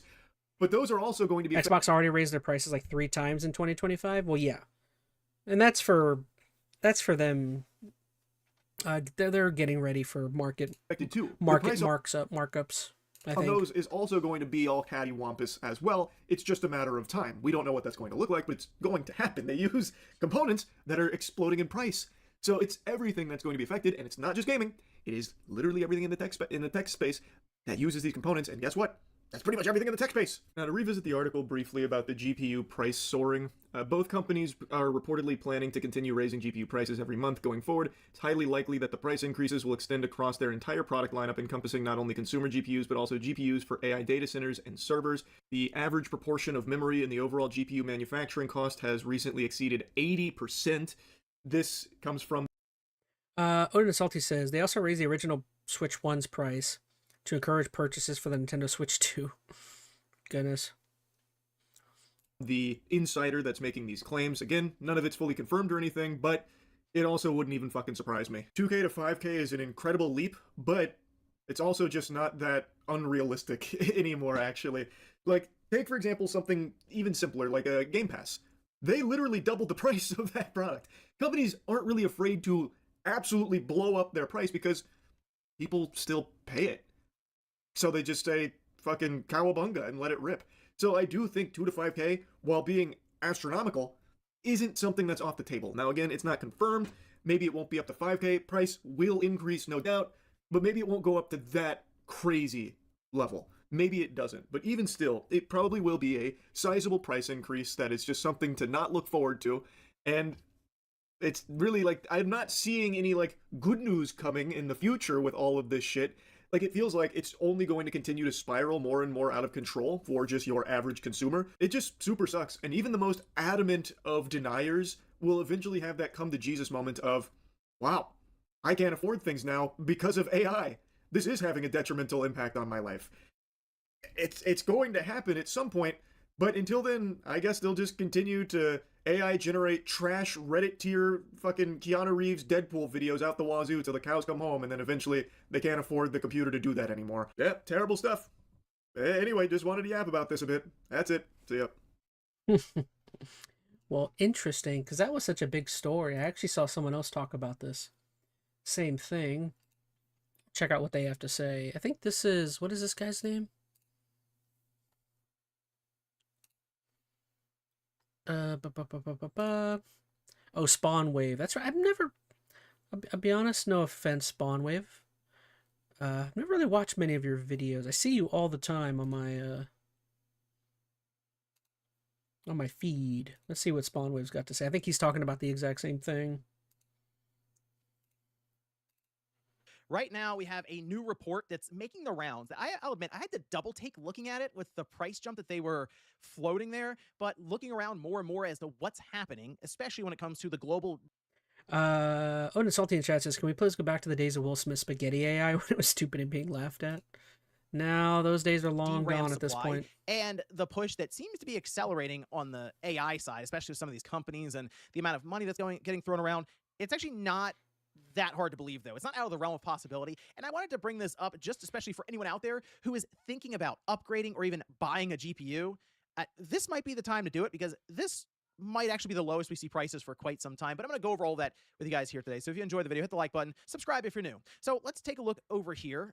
We're going to start with some context and backstory. OpenAI's Stargate project, they consume up to 40% of global DRAM output. And you've probably been hearing about how AI and like these companies like OpenAI are just eating up all the DRAM output, or almost the majority of it. 40% of global DRAM output for OpenAI alone is staggering, right? And you see Ink's deal with Samsung and SK Hynix, who you've probably heard come up quite a bit in those discussions, to the tune of up to 900,000 wafers per month. It's important to note, here they're just looking for undiced wafers. That's how many the volume that they're looking at. I mean, they say it highlights the vast volumes of memory and other components that Stargate needs is absurd. It's hard to wrap your head around how much they need for these data centers. Again, the fact that it's affecting 40% of the total DRAM output is like mind-blowing for that, right? So you think about DDR5, you think about even like DDR4 to an extent, as they even mentioned low power DDR4, low power DDR5, HBM, just different kinds of memory that would be affected here. That, as I mentioned, with a trickle-down effect, means that on the consumer grade level, we're going to see prices increase because there's just less left after all of this for us. Now, with this in mind, this was from October 1st. Think about... He's kind of dipping into stuff that a little bit above my head. I feel like I used to be in the know of PC stuff. I'm kind of I feel like I'm kind of a caveman now. I feel like the only time I'm ever in the know of like PC stuff is when I'm like looking for one, and then I immediately like forget everything tied to them. When you started to see prices for DDR5, DDR4, any of the stuff going up. This is for DDR4, by the way. I'm not even bothering to pull up DDR5. You know where we are with that. But the fact that DDR4 is even seeing kind of a price surge right now, this is just for there's two 8 GB sticks of DDR4 3200. All right, and you look at where it was. This was in June, so over the summer, it was you could get a pair, so 16 gigabytes, a pair of 8 GB sticks. It was less than $60. It was closer to $50 than anything else. And now look where we are. This is December. We're up to 110 or so dollars. My I goodness. could look around on eBay, which eBay is also affected by these prices, even though So good RAM is doubled those in prices price also go up alongside in of less this, than and a that's year. usually how you're going to find DDR4 now anyway, for the most part. But just about across the board, DDR4 is getting more expensive, and I think And that's a lot just of for that has to do DDR4. with That's not the even demand coming DDR5. off of DDR5 and moving to DDR4 in that used market, right? So people are going, why would I spend more than a PS5 on 32 gigabytes DDR5 when I can work backwards to an older platform, maybe like AM4, and just have DDR4 paired with it? That's good enough. And that's probably going to be a phrase we'll hear more and more as we go along. Good enough. And it's weird that PC is kind of becoming a home for that phrase now, because for the longest time, PC, you went to that platform to go all out with maybe a nice GPU and a nice processor. And sure, you'd spend maybe $1,000 or more on that build. So it was more expensive than a console, but it felt more expensive. Like, you got just significantly better performance. Now we're talking about RAM that is the same price as a PlayStation 5. So it's kind of losing that luster of you spend a little more, but it makes sense. Now you spend a whole... Oh my goodness, that is a great point. Yeah, you're reaching the point where good RAM is approaching the price of a console. See, the thing is that I don't anticipate that the console manufacturers would not adjust for that. Right? Like, I mean, maybe Sony wouldn't raise prices because they're like, well, if maybe our PS5 prices are going to start blowing up, but like, I can't imagine they wouldn't try and take advantage of the price gouging. You know what I mean? I cannot imagine Sony would just be like, they're going to hold too. I would venture to think they're going to raise their prices as well. I don't, maybe you call me cynical. I can't anticipate that. Gabe Newell might need to hold on to that Steam machine until things cool down, says Odin Salty.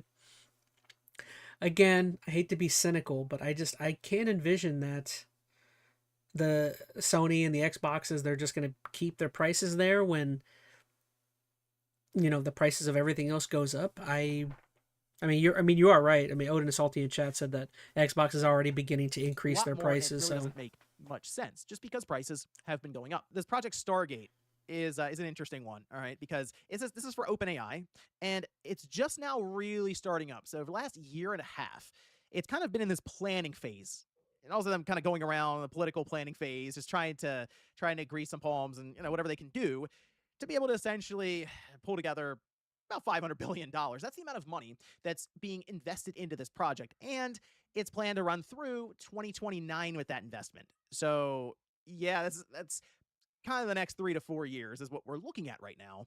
And that becomes a problem because we've talked about next generation consoles being affected by the DRAM shortage, and it is. Like, there's no way it wouldn't be in this case. So the idea of them delaying consoles into 2029 or 2030 might align with this. It depends. Maybe they need more, and they got to build more data centers. They got to put them in space or in the ocean or wherever. And the whole point of this is... Odin Salty in chat says, sadly, knowing how the industry works, most of these companies will probably not adjust the price if they solve the inflation problem. They are not going to solve the inflation problem. Judging from our government leadership, I don't think that's something they care about ever solving. Get to artificial general intelligence, and that when they do, if they did care about it, they wouldn't be spending more than they've ever spent. Considering how bad the inflation problem is, apparently, will really accelerate. There's the theory of like the launch pad phase where AI starts working on it's AI. no coincidence that they keep claiming, inflation keeps getting worse, our debt keeps building, and yet the country is somehow still spending more than we've ever spent, yet people feel less of that than ever before. Some things don't quite add up. I think I'm delving too much into politics, but, you know, government spending is up, debt is up, inflation is up, but people have less money than they've ever had. I mean, Does that sound like people that care about rising prices anywhere? Millions of instances, and it just churns and churns and churns, and AI starts self-improving. Now they think that'll eventually get us to utopia, or it could be Skynet. We'll flip a coin when we get there, I guess, see how that turns out. But the point is, they're all in because they believe there is this incredible future, this incredible discovery just a few years off. All right. So with that in mind, NVIDIA at the forefront, at the center of all of this AI stuff. They are the ones providing the chips, and that's how it goes. They don't have to worry about will AI work out because they're already selling the chips. They're already incredibly valuable. They're well known for gaming, and I know now they are more all in and valuable on the AI side.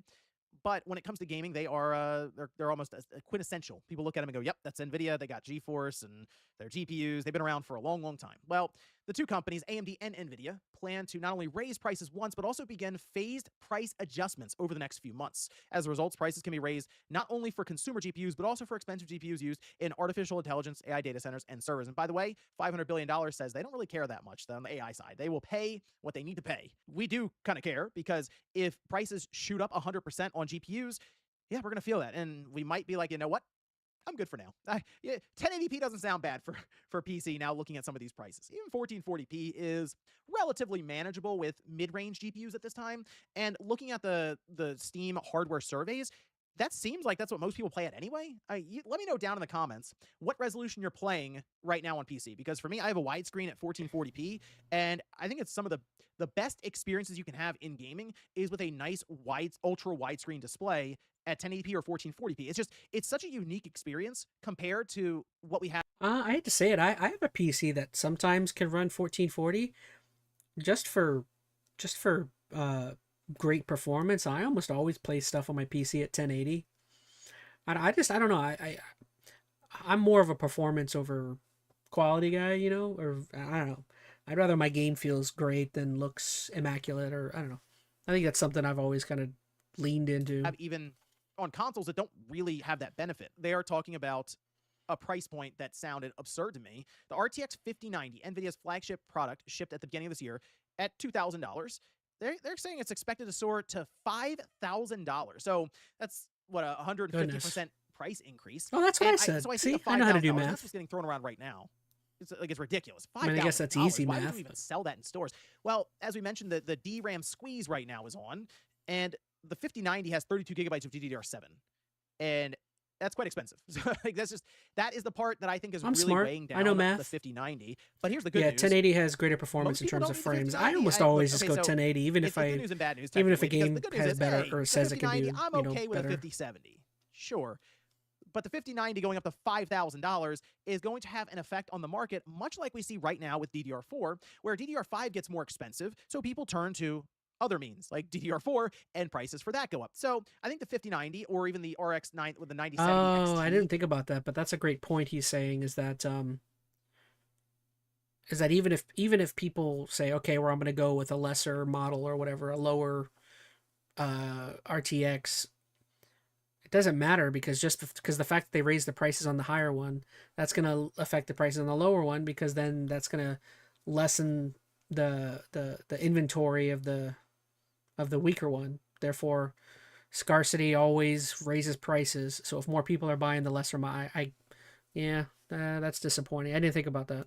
Right now, that was more fairly priced. That's a $700 card if you want to pick that up, even from like their board partners and stuff. So like an MSI card or something. And when you see that and you go, would that turn into a $1,000 card? Would turn into a $1,200 card? The point is, everything else then below it would most likely creep up in price as well, because they all use VRAM too. So the 5080 is 16 gigabytes of GDDR7. That's also very expensive. So I'm envisioning a lot of these cards to most likely go up anywhere from 50% to 100%, like an actual doubling. I think the $5,000 is them just kind of putting the high end out there. I really wanted to get this out there because if you're considering putting a PC together, or you're considering upgrading your GPU, I mean, this might be the time. And I don't think it's necessary to get a 4090 or a 5090. I think most people would be fine with like even honestly, a 4060 Ti or a 4070 or a 5070. You don't need this crazy 32 gigabyte VRAM card. It's just unnecessary for most people. Now, if you're somebody who has 3 ultra wide monitors and you're aiming for some crazy resolution, okay, you know what? Maybe you do need that. But for many people, you're okay even going a generation or two back. I mean, I look at some of these prices now, and this might be the last time you see a 9070 XT at 570, and this is a Micro Center. I usually look at Micro Center as kind of getting a temperature check for the market where some of these prices are. Hmm. So even the 5090, it's something you can find. Let's see, I thought I saw one that was $2,000, unless the prices went up while I was on camera looking at this. I mean, there's 2000, okay, 2750. Man, it really it's tough out here. Jeez, okay. Well, there, at least for Micro Center, apparently it's $2,700. I feel like I saw Best Buy with one at $2,000. That might Goodness, have been on man, sale. I could not So there you go, it's imagine. I'm sorry, call it unemployment, but I could not imagine spending almost $3,000 on a graphics card right now. I would not be happy having to spend that on one right at the moment. That's insane.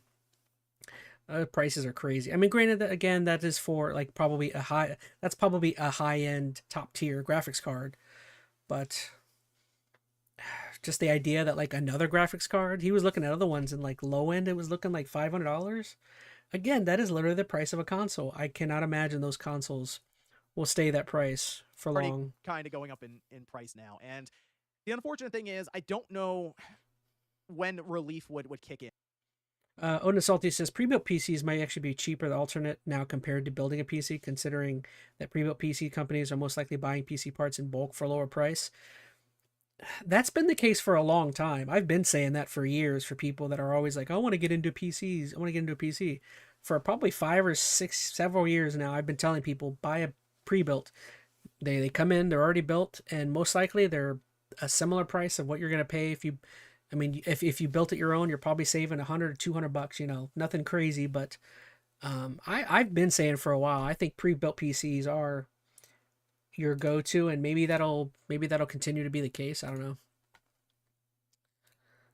I definitely hope I definitely hope there is like an option for people to relatively be able to cheaply get into this awesome hobby of PCing, because I love my PC, but who knows?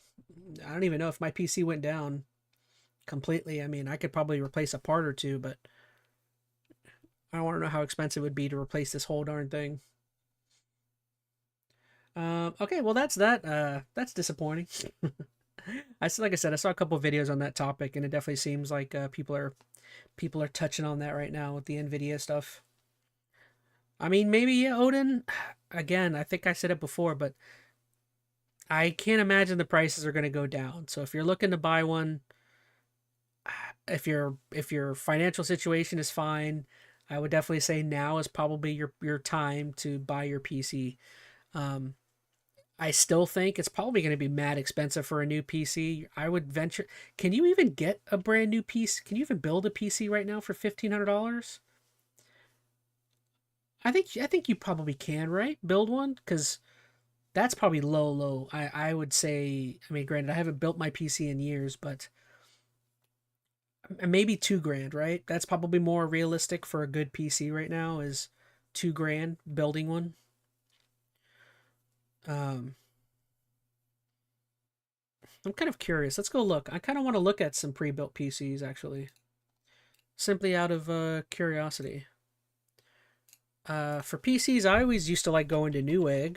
He liked Micro Center.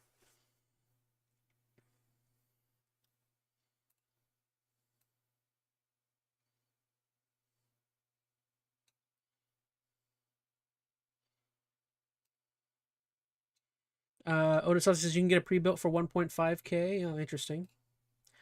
Well, let's take a look. Let's go look at Newegg, just because I'm curious. Let's see. Let's see where would we even see pre-builds? Networking, server, computer peripherals. No, computer systems probably then. A desktop computer. Custom PC monitors. No.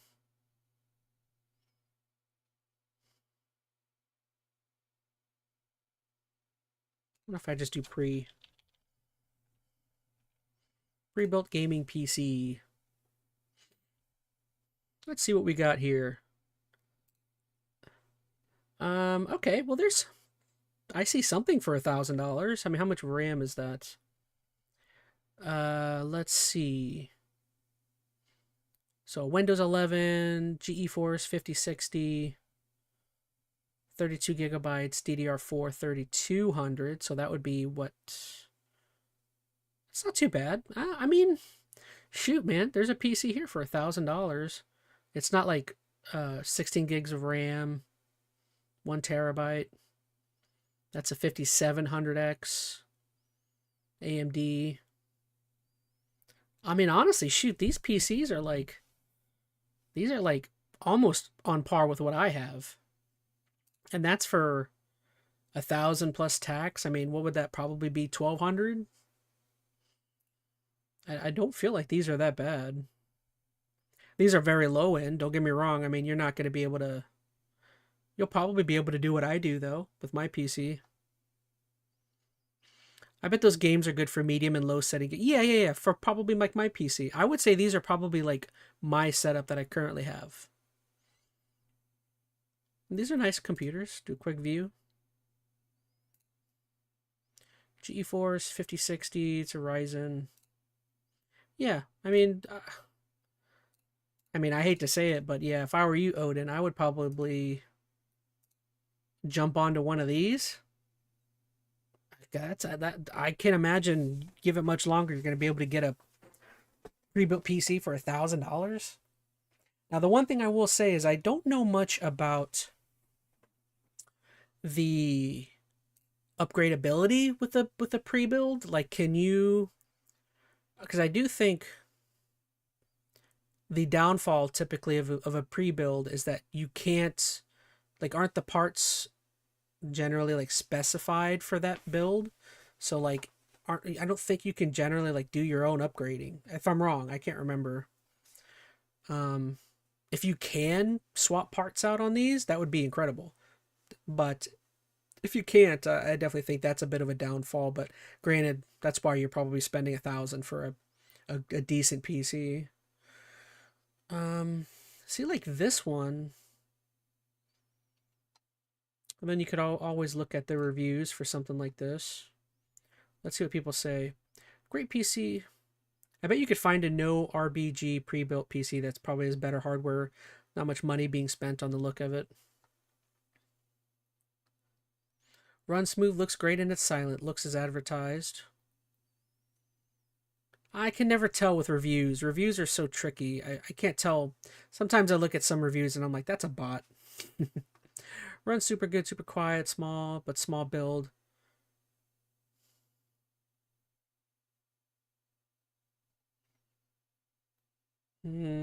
I generally like the reviews that have pictures, honestly. Very easy setup, very, very quiet. Customer service.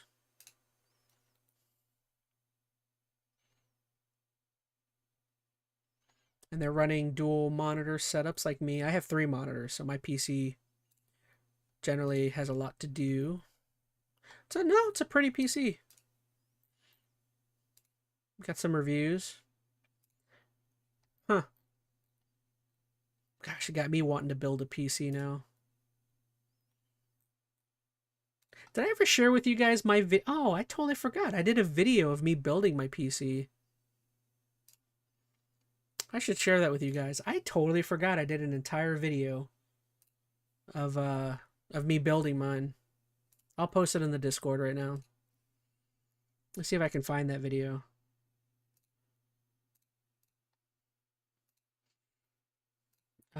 Gosh, where was that video at?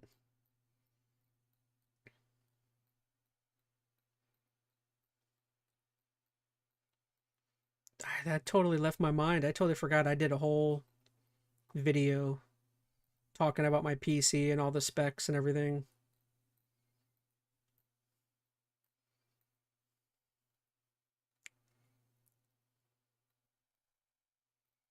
Where is that video at? It's got to be somewhere here.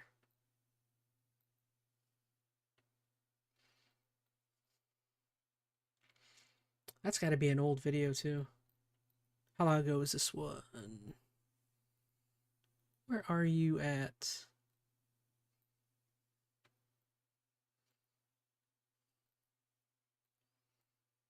Gosh, is it really? That was 3 years, and I'm still scrolling.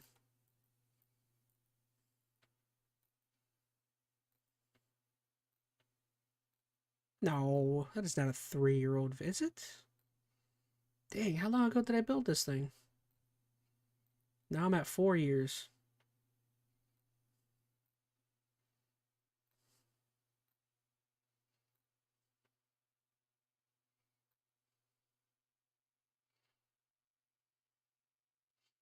Ah, there it is. 4 years ago. Okay, this PC's a little older than I thought. You guys can see how bad I felt like my editing was at this time.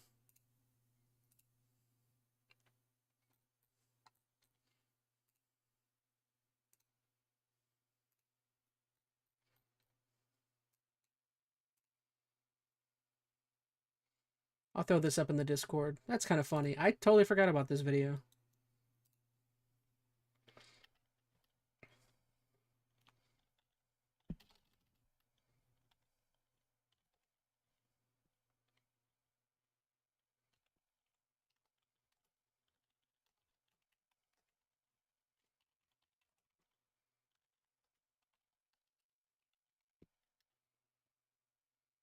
You can see my thumbnail looks freaking awful. I personally, Otis Salty says, I personally would get a 1.5K and get a PC around the price because 1K. Oh yeah. I wasn't saying that like that would be a top tier PC. I just mean if you were looking to get like as cheap as possible, that's a decent alternative. Nope, I haven't had the music on this whole time.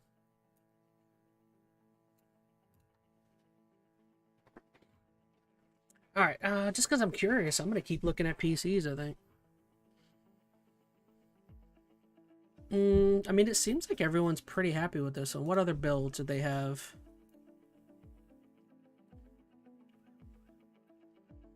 They've got, let's see, this is Ryzen 7700, and that one was a 57. Ryzen 7. RTX 5060, same thing, 16 RAM, terabytes. Was that NVMe?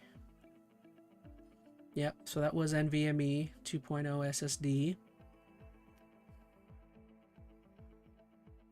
I can't really see what the difference is between... Oh, it's okay. The difference would be the Ryzen slightly better. 5.3 gigahertz turbo. 5060. Yeah, I mean, I would say this one's probably... Like, that's probably worth it, the upgrade, the extra $400. Gen 4. I mean, again, I'm not, like, super knowledgeable, but it looks like this is DDR... That's DDR5? Which one is this? PC Shoppy said Skylar. Just because... Okay, now we're immediately jumping to the high price stuff. Just because I was curious. So there's a Ryzen 7 7800, so that's why that one's a little more expensive, as that one's got an upgraded processor. RTX 5070, so that's a similar... Oh, it's a slightly better graphics card. Yeah, I mean, again, like, the price makes sense. Like, that, it makes sense jumping up from 14 to an extra 250 or 280 there. I see it.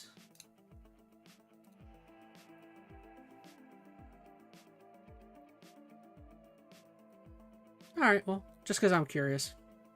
And then you can get super cheap. This is probably like bottom tier.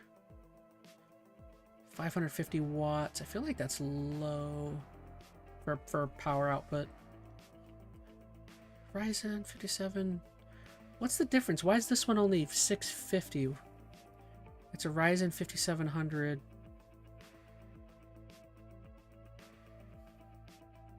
I don't see why this one is so low.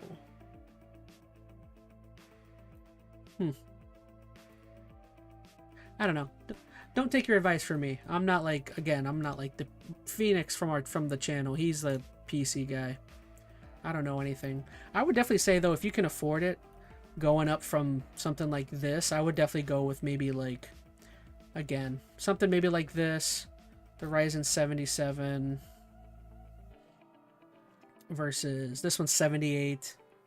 And I guess it all depends on just what we're willing to spend. Like this one is slightly better for an extra 280. I think that would be worth it if you can afford it. I would get a PC now that I think about it. I don't really use it that often, says Skylar Twilight. You say that now, but especially, if, I guess, well, maybe for someone like me who does a lot of like the streaming and stuff, maybe I use it a ton. It makes sense for moi. Alright, trying to finish this video. The new video, New Year's Eve ball diaper madness. I have no idea what this means. Going to the rear view as we go headstrong into 2026 with a smile on our face. As of me making this video right now, we're about like an hour out from the New Year's Eve ball dropping in New York. I don't know why I said an hour out. I even looked at the time. It's 9:30 p.m. as of me making this, so pretty substantial, rounding down. Doesn't matter. What does matter, though, is that ball. That sacred orb convinces people to literally shed themselves of basic dignity and human instinct in order to wait for hours upon hours in the cold temperatures in New York. I'm just curious to see what's happening here. Unwavering, just so they can watch it happen in person. And the meta has been for a while, if you attend one of these, you wear a diaper, so that way you don't have to like lose your spot to go find a bathroom to relieve yourself. Oh, I did not know people do that. Is that something people have really been doing? This is the first time I'm hearing about this. People wearing diapers so they don't lose their spot at New Year's Eve. Okay. That's the first I'm hearing of this. You just piss and shit yourself right then and there. So every year you see the horror stories and the aftermath about people that literally just fucking leave their diapers in the road. Asshole prolapses, pee all over the place, all just so they can watch the ball drop. That you've seen happen. I had a few friends of mine 20 to send me a 30, video, 50 I other guess it's floating times. around a lot today, about a guy who got interviewed on his strategy for handling nature's call, and he uses pads. This is actually from a couple years ago, but the meta hasn't changed, and I'll show you a clip from today. You leave, and you have to use the bathroom or even get one. You lose your spot. That's the problem. So what do you do with the bathroom? What do you do? I'll show you exactly what you do. Okay? Hold on, let me see. Let me try and find this here. Okay, now I See these pads? Yeah. No. You have to pee in these pads. Let me show But you. you're a man. What do you do if you're a woman? Everybody's equal. Nobody's any different. What an inspirational, uplifting No, message. he's using tampons to pee into? No way. What has humanity done to itself? You got people, men peeing into tampons so that they don't lose their spot at New Year's in Times Square. That's depressing. What is happening? Humanity is devolving before our eyes. That's funny. We're all equal. Nobody's different. If you're there in New York for the ball drop, you're surrounded by piss. It's a goddamn flood of it, and everyone's doing it. You're not cool unless you pee your pants. Men, women, they're all doing it. It's just a matter. You're not cool unless you pee your pants. Who remembers that? I think that was Happy Gilmore, wasn't it? You ain't cool unless you pee your pants. What apparatus they're using to catch it? This guy here's got his go-go gadget period pads out for his urine. Lord help us if he has to take a shit. You know that's probably going straight onto the ground because I don't think the pads are built to handle that kind of heft. But, you know, this is pretty standard procedure for New Year's Eve in New York. For some reason, people have convinced themselves that seeing that ball drop is the most important thing for the start of the upcoming year. So they're willing to usher in the next year with piss and poop in their pants. It blows my mind. I don't get it. I truly don't get it. That is miserable. Not only are you pissing and shitting yourself, but everyone around you is too. You are in a sea of filth. It is a cesspool. You are basically in a communal latrine, diving in there just to watch 60 seconds of a ball dropping in front of you. Now, of course, there's concerts and stuff, but you're probably not seeing those if you're like that guy at the front of the line, you know, barging his way to the very front so he can look at the ball like he's hypnotized by it. Oh, you just put it in your underwear? That's exactly and then what you you do. switch and you have like a bag, like a... It stays there. It stays there. This will hold for the whole day? You make it. It will stay for the whole day. Yeah. Oh, this is what you do? I Yeah. will be wearing See? Diaper. See? What? I'm wearing diaper. The See? diapers? This is what. This Yep. is not a diaper though. But This will not it works too. hold. It works too. It works? You're a lady. You should know it No, works. it's not working. It works. No. I wouldn't try it. Dude's out What? here driving the hard sale like he's trying to get a used car off the lot. So we've got rising graphics card prices, and you're forced to pee yourself in New York City. This world is slowly collapsing before our eyes. It's like he's advertising these pads that he's trying to sell them to everyone there. But most people are going by the standard meta protocol of using a diaper, which is very common for this. I just find that so revolting. I think it's so beyond gross and just like embarrassing. I can't imagine a worse way of starting a year. It is. I 100%. I might be beyond Charlie. I think that is super embarrassing for people to be doing. I'm sorry. Like, losing your spot at the ball? Dude, you're in the middle of Times Square. You can't find a spot to stand and watch the ball drop? There's like, Times Square is huge. If you've ever been in Times Square, it's like massive. Quite like being surrounded by piss and shit while also sporting my own underpants full of piss and shit. And even, let's say, in a fantasy scenario, ideal circumstances, no bubble guts, you've been fasting for 48 hours prepping for this, you haven't drank a sip of liquid for the last 24, so you are able to go through this entire thing, this wait, as well as watching the ball drop. Pads aren't for that, says Skylar. Odin, even though diapers are gross, they're probably way more effective than pads. Yeah, I think either way is dehumanizing, and I guess the diaper one makes more sense than the pad, but I wouldn't say that makes me Without feel soiling better. yourself at all. It's still terrible because everyone around you has. The guy next to you's probably got mud pies in his britches. Person in front of you probably stinking up the place with the fumes from the lemonade they're cooking up in their trousers. Like, it's terrible. I'd be starting the new year in the worst possible mood, putting myself through that torture. I do not get it. I never have. I never will. And like I said, that's a couple years old. You can see in the background, it's talking about bringing in a great 2024. But nothing's changed. This is still very normal for New Year's Eve, it seems. So here's a clip from today. Are you coming prepared by most people wearing diapers here? Yeah, I wear a diaper. I'm wearing a diaper now. Okay, do you have extra just in case anybody needs one? Yes, I got this. A diaper. Awesome. So you're able to bless somebody if they did not wear one? I bless them not peeing, especially in front of me, you know. Awesome. Well, thank you for coming out, guys. Hope you guys have a great New Year. Can I get you guys to say Happy New Year? I gotta tell you, no one is happier about New Year's Eve celebrations than Depends. The executives at the top of the food chain of that company must just be the happiest people At least they on the weren't planet carrying every time around New Year's Eve pee rolls and around. poo bags. Sales This goes out in. skyrocket. But anyway, I mean, if people That would enjoy it, yeah, I all agree. power That's to a 'em, I worst. suppose. I don't personally understand it. That's a worse scenario. Is you actually carrying around your dirty business? True that, I guess. Gross. That's a funny way to possibly end things here. All right, y'all. Well, that's all I had. I think that's all the videos and things I had to talk about. Is there anything else?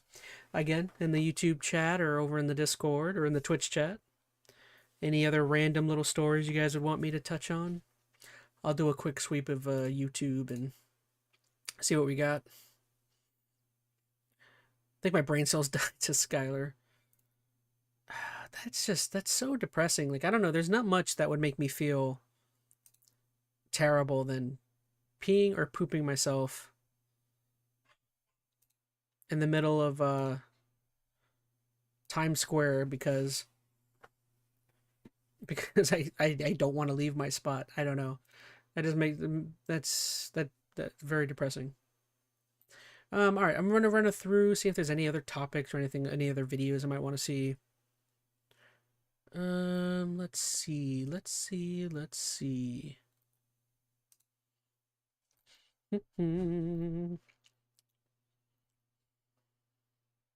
Read about a YouTuber who ran someone over on purpose. Forgot the name of the guy though. Oh. Ran somebody over on purpose. Oh, I think I heard about that. I think I saw it and I just kind of breezed right over it. Saw something. It was like some streamer who got himself run over.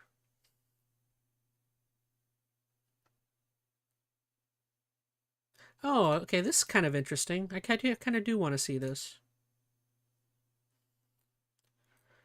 YouTube is killing normal videos. This is Linus Tips, right? I came across. Is that this guy? I think his name's Linus. I haven't watched this guy in forever. I kind of want to see what this video is, mainly because it might have to deal with me. YouTube is killing normal videos. What does that mean?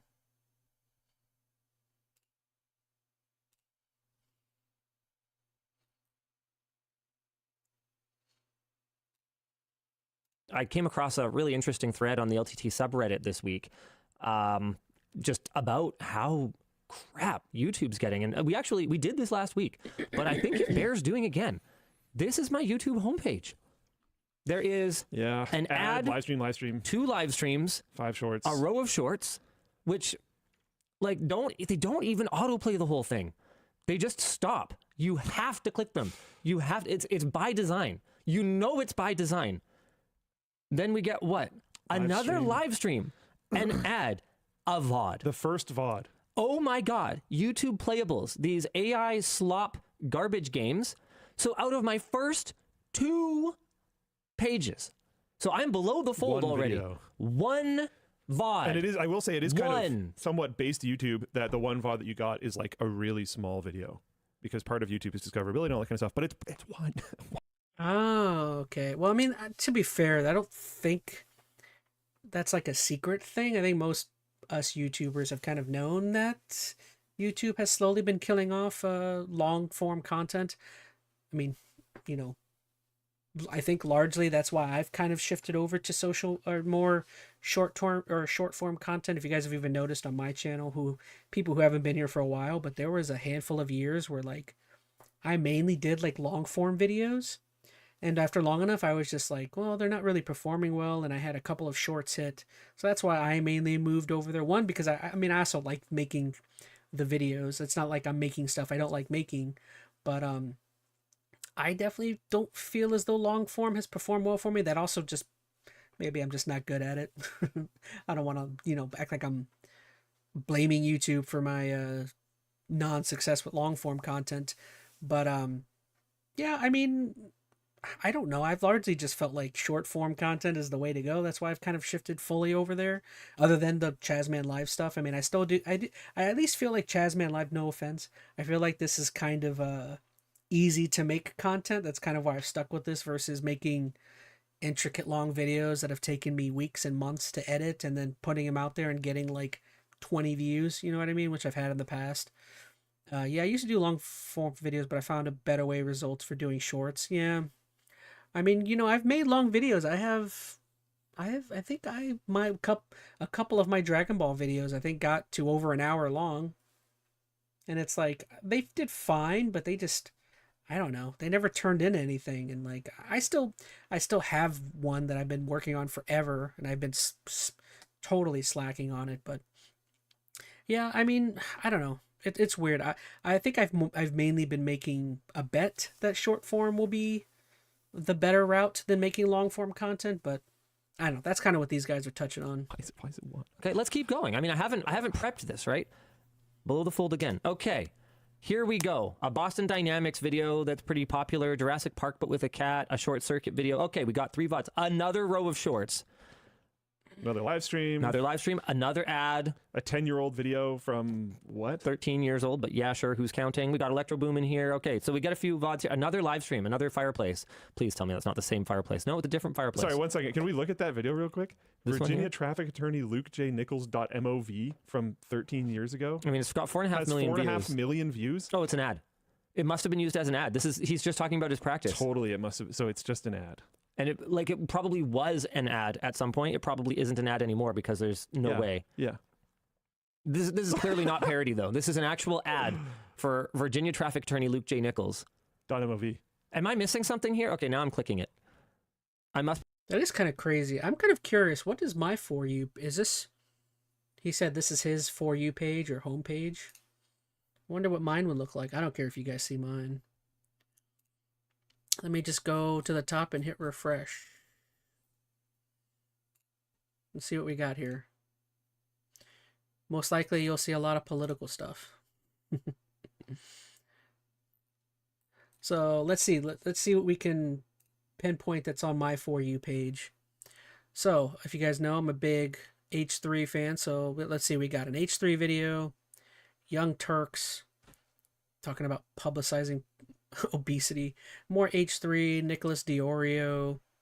I've been watching a lot of people dunking on iDubbbz. We got some IGN, music, Anthony Fantano, Cozy Fireplace. That's probably from the living room. We've got some news stuff. I do check out some news, more H3, Game Grumps.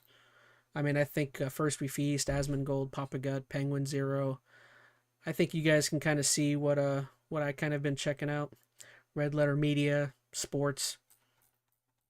I don't feel like mine. I feel like all of that's pretty close to what I watch. I mean, I don't know.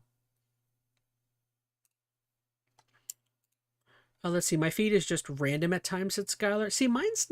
I don't ever feel like mine's very, very random. I feel like mine, for the most part, is all. It's either H3, video game stuff, sports, maybe some politics mixed in, and that's really about it going on. Be missing something here. I don't know how I found this video, but I didn't expect to see Outdoor Boys. Your new job is way cooler than a traffic attorney. Wait, that's Outdoor Boys? Okay, that makes sense why they got so many views. That is totally him. What the heck? Okay. Got it. I didn't recognize the name immediately. Who the heck is That is Outdoor incredibly Boys? random. Hilarious. So what happens if I call this number? You know what? Let's not do that. Right Yeah. now. That's not necessary. We're not that kind of show. Yeah.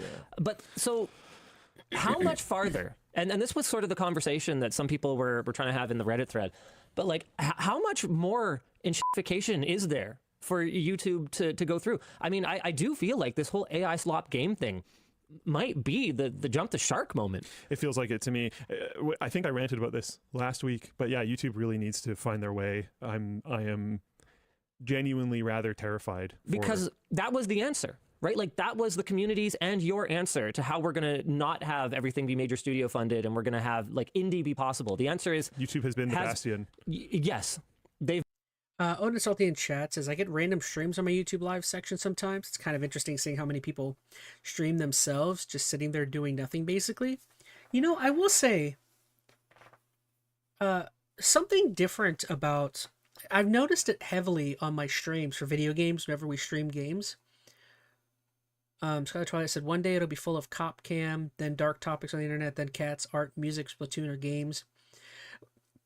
I don't know if Skylar or Odin or Veronica can remember, but I feel like for a time, whenever you guys joined the channel or joined some of my gaming streams, I remember a couple of times I would get people jumping in, like you guys or somebody else would jump in and say, hey, I randomly got your stream and I decided to check it out. You're playing a game.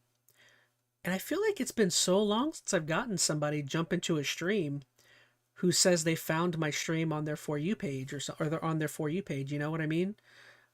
Granted, that could be my fault for the content, but like, I feel like it's been a long time. It's probably since you guys joined on, since I've seen anybody say, hey, I randomly saw your stream on my For You page. I don't know. That's something I've personally noticed.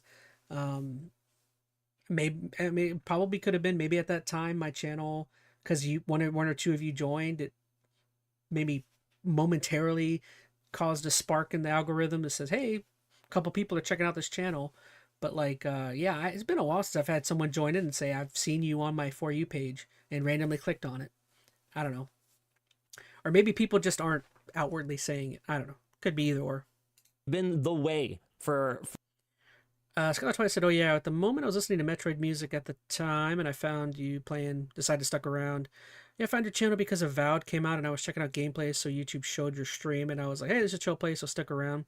You joined in, Odin, during Avowed? Interesting. Gosh, I don't feel like Avowed was that long ago. for small projects to survive and fund themselves, you know, off platform on Patreon or even through YouTube directly. But how is VOD supposed to survive on YouTube when literally AI slop games are given better billing in the first 2 pages of the site than significantly better billing than VOD videos? Yeah. And when I say VOD, I don't mean that, you know, a lot of this other stuff isn't. Well, the answer is very easy, Linus. It's because they probably make so much more money off of those, and they probably own those games themselves. They would much rather on the For You page have a higher billing of these slop crappy mobile games that they make a bunch of money off of whales, that's probably 10 times more beneficial than it is to have an Enter ChazmaN random ass video from 5 years ago sitting on someone's For You page. I mean, it's that simple. It's a money thing. I think Vera joined during Wind Waker. Reese randomly joined during Twilight Princess. Yes. It's coming back to me now. Also, technically, video. Well, you get what I'm saying? How all of you joined around a very specific time frame. And since that time frame, I haven't had anything else. Maybe it's because I'll be honest. Maybe it's just because I was playing Nintendo games, and those were all Nintendo games, and it's been a while since I've played a streak of Nintendo. Maybe I need to go back to Nintendo games, and maybe that's what I need to do. You guys would be happy. You guys would love that, I'm sure. On demand, but that's the way that YouTube refers to it. Is there's shorts, there's VODs, there's live. So VOD. That's like your traditional, 16:9 YouTube upload that's meant to be watched on a screen that isn't vertical. And isn't meant to be like, played a game on with AI slop junk. And I don't know. And obviously this, affects me personally, right? Because that's the majority of Linus Media Group's work is VOD. And even though we do dabble in shorts, I can tell you now that unless you're selling something through your shorts, there's not a sustainable amount of money to be made, not at any kind of scale. Like I think as an individual person, you could survive on shorts, just kind of filming yourself, or maybe even a few people, small team. But beyond that, you're going to need to start to seek sponsorships. You're going to need to start to sell something. Ran into a really cool shorts creator who became a shorts creator because of his like frozen dessert business, as opposed to there's a bunch of that going around. It's weird, but yeah. Where like the ads, the ads have become the content, which is sort of wild. Oh, that part's very interesting. Hey, I think there's some people out there who would make the same argument about us. Yep, that's again where your line is, because some people see certain types of content as ads. It also depends on their necessarily perception, right? Like there is stuff that we do that I would say it could be classified as advertisement. Like Odin Salty says, I bet a Metroid Prime 4 stream would drag in some folks, or just whatever Nintendo game you play next. Yeah, maybe we'll jump into a Nintendo game after this. I honestly have no qualm. I have no care about what I play, really. It's just I just play whatever kind of jumps into mind. I hate to say it, I've been really wanting to play back through all of the God of War games again. Is that weird? I didn't, we recently played through like every single God of War game. And even though I really liked them, I was like, oh, I love all these games. Now I'm like, all of a sudden, I'm like wanting to play through them all again. I don't know why. I don't know. If that's something you guys would want to see, I've had God of War on the brain for some reason. I see a lot of videos of people working at food trucks and food stands, and even though they are entertaining, it does seem more like an ad, says Odin is salty. Yeah. I don't know. I don't like treating my content like an ad. It just like...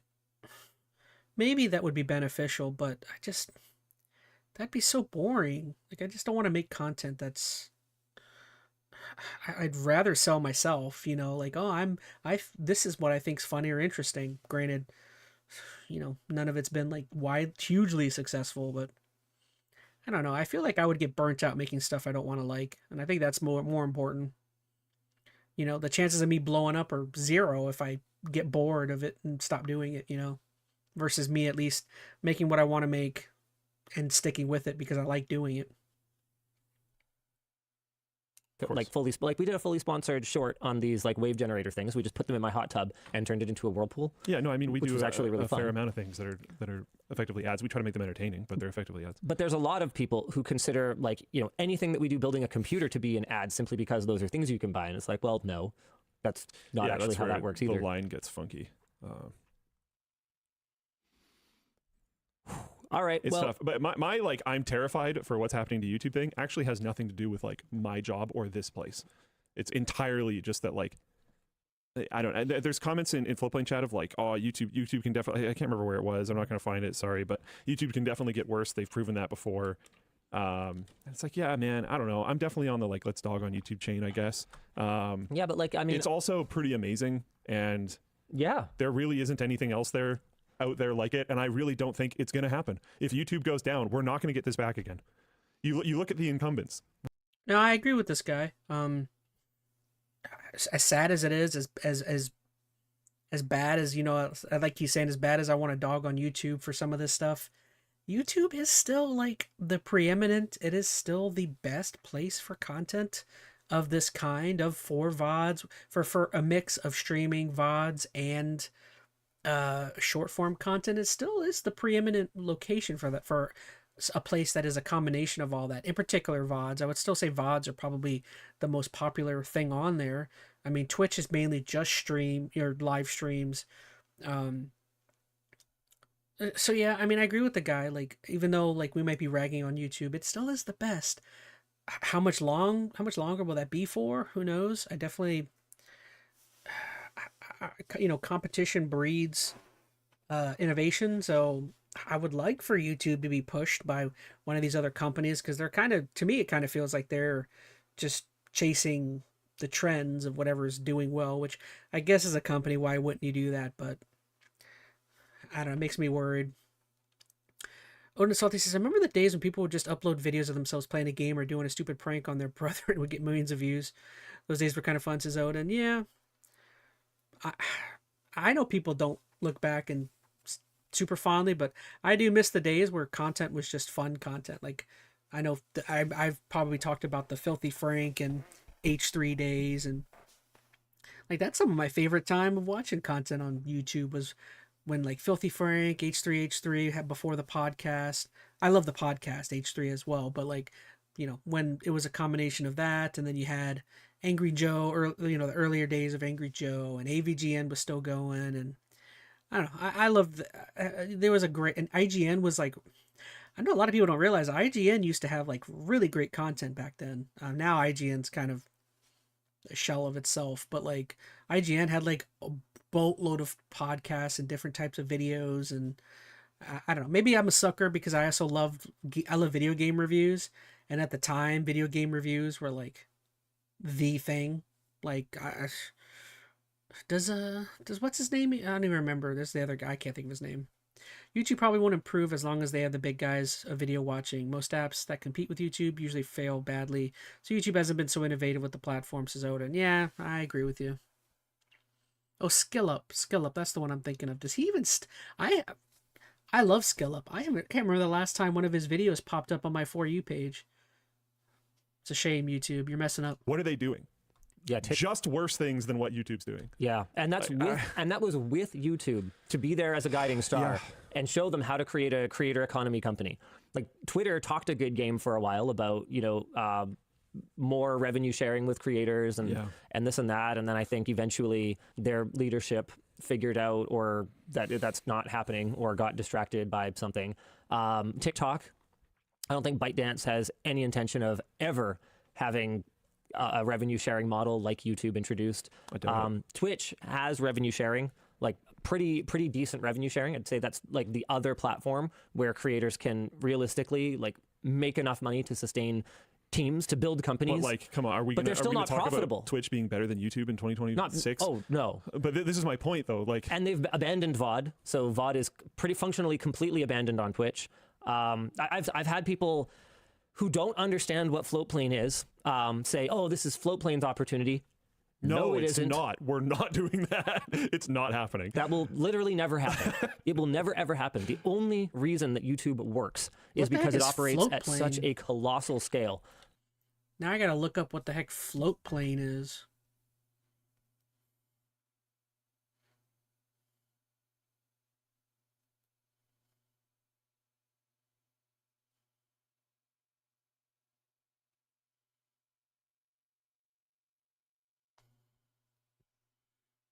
Floatplane.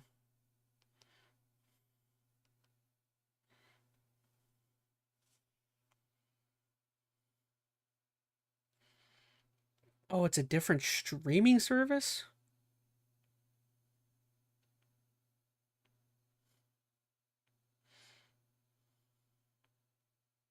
Oh, it's a company. Is it a company that Linus himself owns?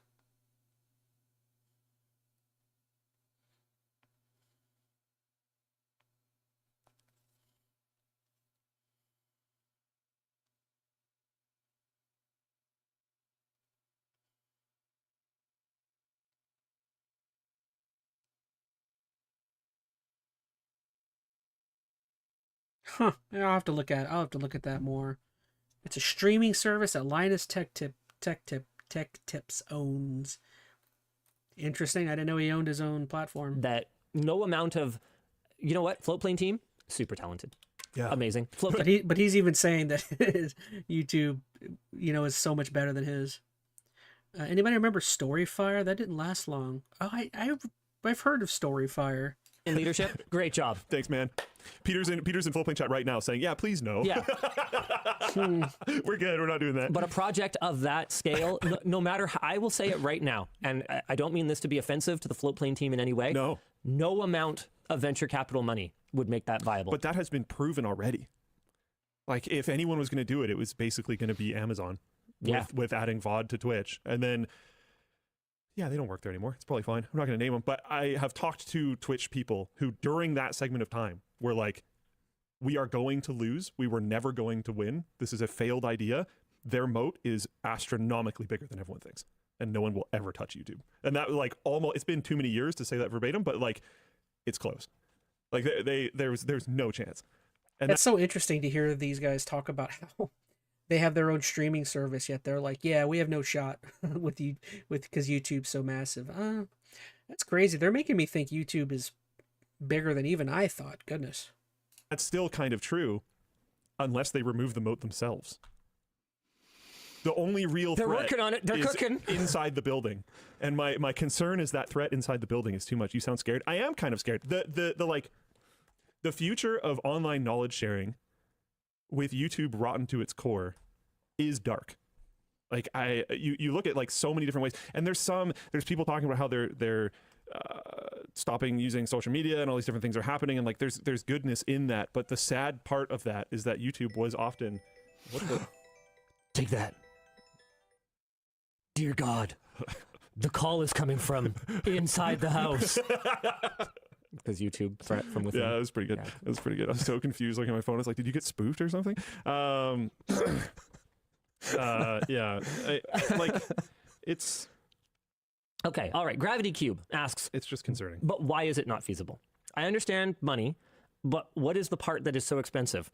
Okay, so uploading for free is fucking insane, for one thing. That's the start. Like, the whole uploading for free only made sense at the beginning because investment funding, burning money, user acquisition period. It was the mid 2000s / sort of late 2000s, and I mean even well into the 2010s. That was okay. So I'm curious where he's going to go with this. Is he saying that the idea that YouTube, when it first started, that uploading free VODs, free content is kind of insane now?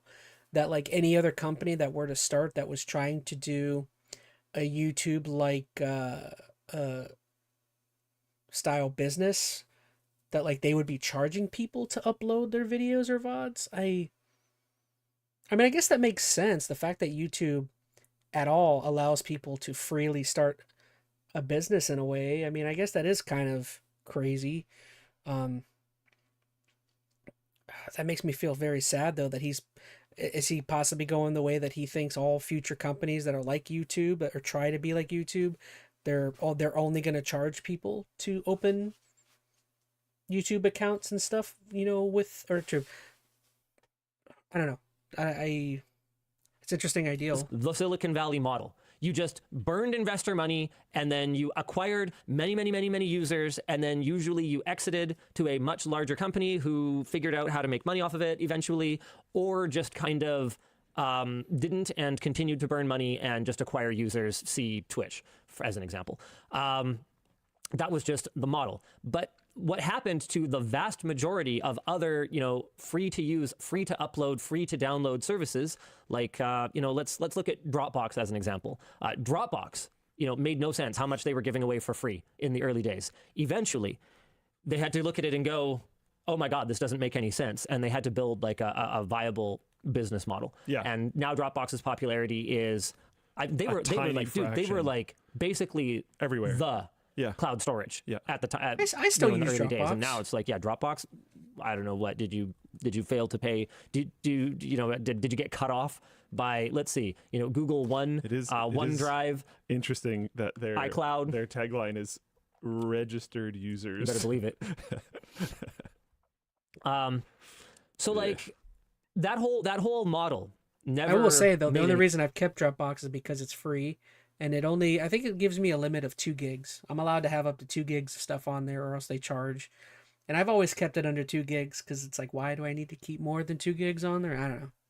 sense, except YouTube. YouTube has somehow made it work. So we would have to find a and the somehow, right, is they got bought by Google, who continued to throw money into the money furnace until such point as they were able to extract enough data that they were able to leverage it to make enough on that data that they were able to turn it into a self-sustaining machine. Without the deep ad business that Google has, without the way that they leverage user data to make money in their advertising business, I just don't see how it could be done. And you can look at other examples of strong advertising companies. I'd say Facebook would probably be the closest thing at this point. Meta. Meta tried. And I don't think VOD has ever really taken off on Meta. Short form, There's they have short a lot. form for sure. But Meta's model is also so different. Like, I know like literally one creator that does well on Facebook VOD.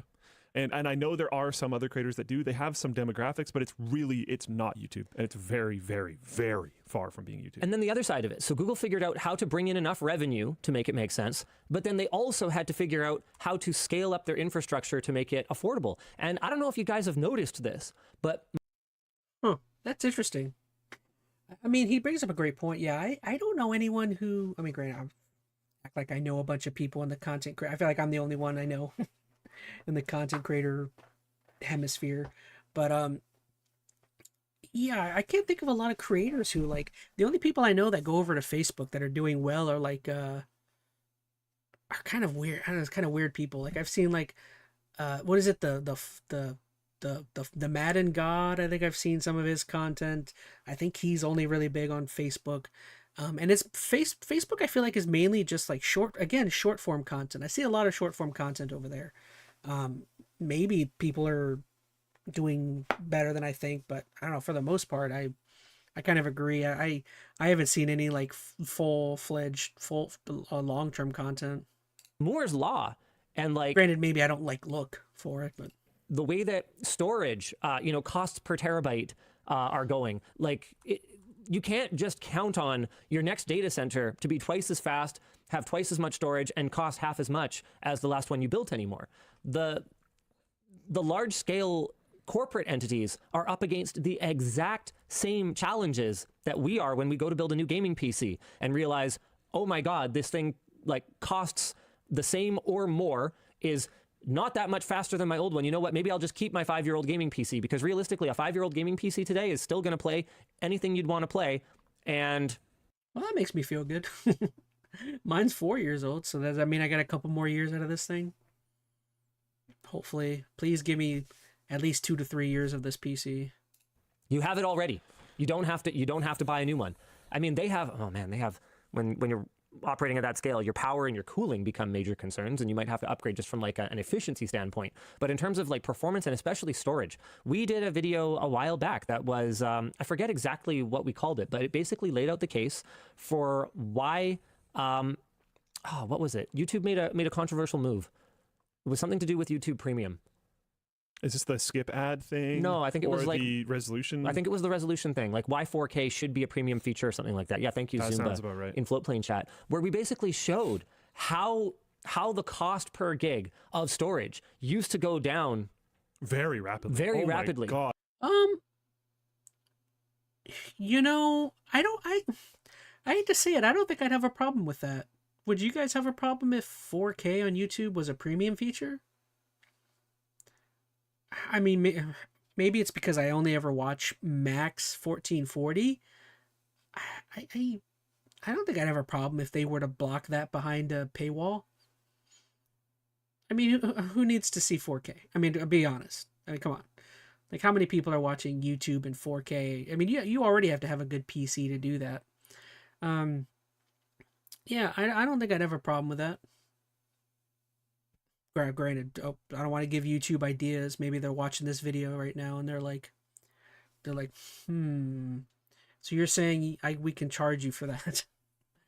No, I'm not. Don't. I'm just saying I don't think that would be a big problem. I wouldn't have a And problem then with just it. like stopped. Yeah. And meanwhile, more and more people are carrying around 4K video cameras in their pockets, all while the storage doesn't get cheaper the way that it used to. So the only way to make it affordable is to just, what? I don't know. There's no magic. It's not like Google gets magic hard drives that. Otis Salty says, I have a 4K TV and also a 1080p monitor. Yeah. I don't know. I don't ever watch 4K on my television, or at least maybe I don't knowingly watch it. I mean, maybe only on streaming services that automatically does that. Don't cost money. Yeah. So apparently the answer is this.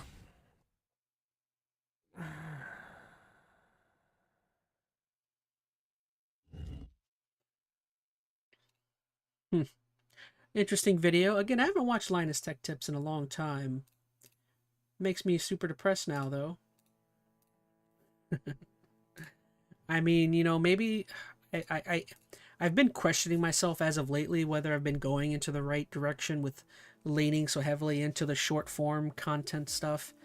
A video like that kind of makes me not question that, and then also get mad that I've had to go that way. But I don't know. I'll never know if leaning into the short form content was the right move or not. I mean, judging from that video, it sounds like maybe yes, because of maybe YouTube shifting away from VODs. So who knows? I will never know how many licks it takes to get to the chocolatey center of a Tootsie Pop. Well, gosh, guys, I think that might be it for tonight. How long are we? Almost a little over 2.5 hours. Let's see.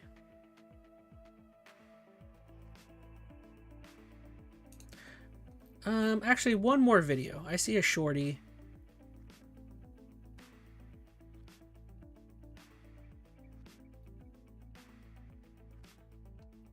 Alright, one more video. Let's see. I'm kind of curious. It looks like Destin Legary has a video. Odin Salty says, you've had some successful shorts, so it shows there's something there, but I guess it just depends on what you post about. Yeah. I think my thing is that, again, I try to post and make what I want to when, like, looking... It's super depressing, but I think ideally, if you want to make stuff that is... You should probably want to make stuff that's relevant for the now.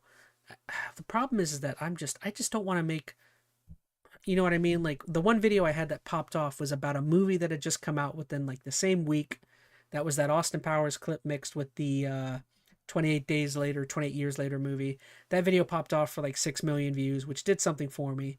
But the problem is it's like, I don't want to just keep making, like, looking at the news for today and be like, okay, I got to make a short about this topic. You know what I mean? Like, I don't know. That just seems depressing. I mean, I know it's not a coincidence that video did that, considering it was timely in terms of the news for that movie. So I don't know. All right, last video. We'll watch this one short.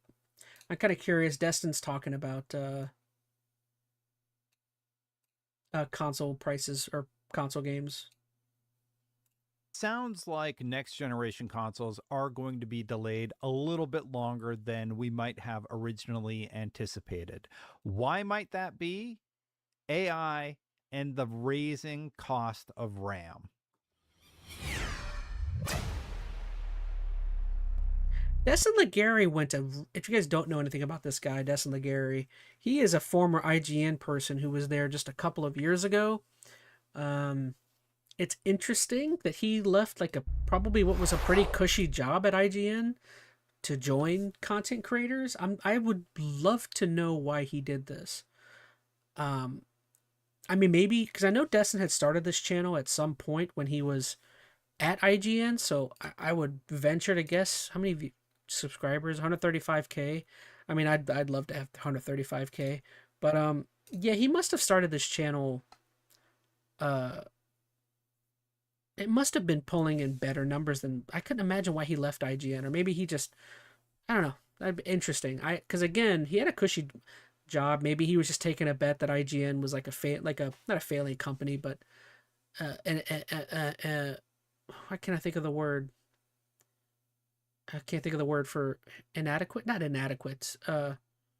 It's just an oldish type, like maybe that type of content's just on the way out. Long form VODs, IGN. It's an older name in gaming.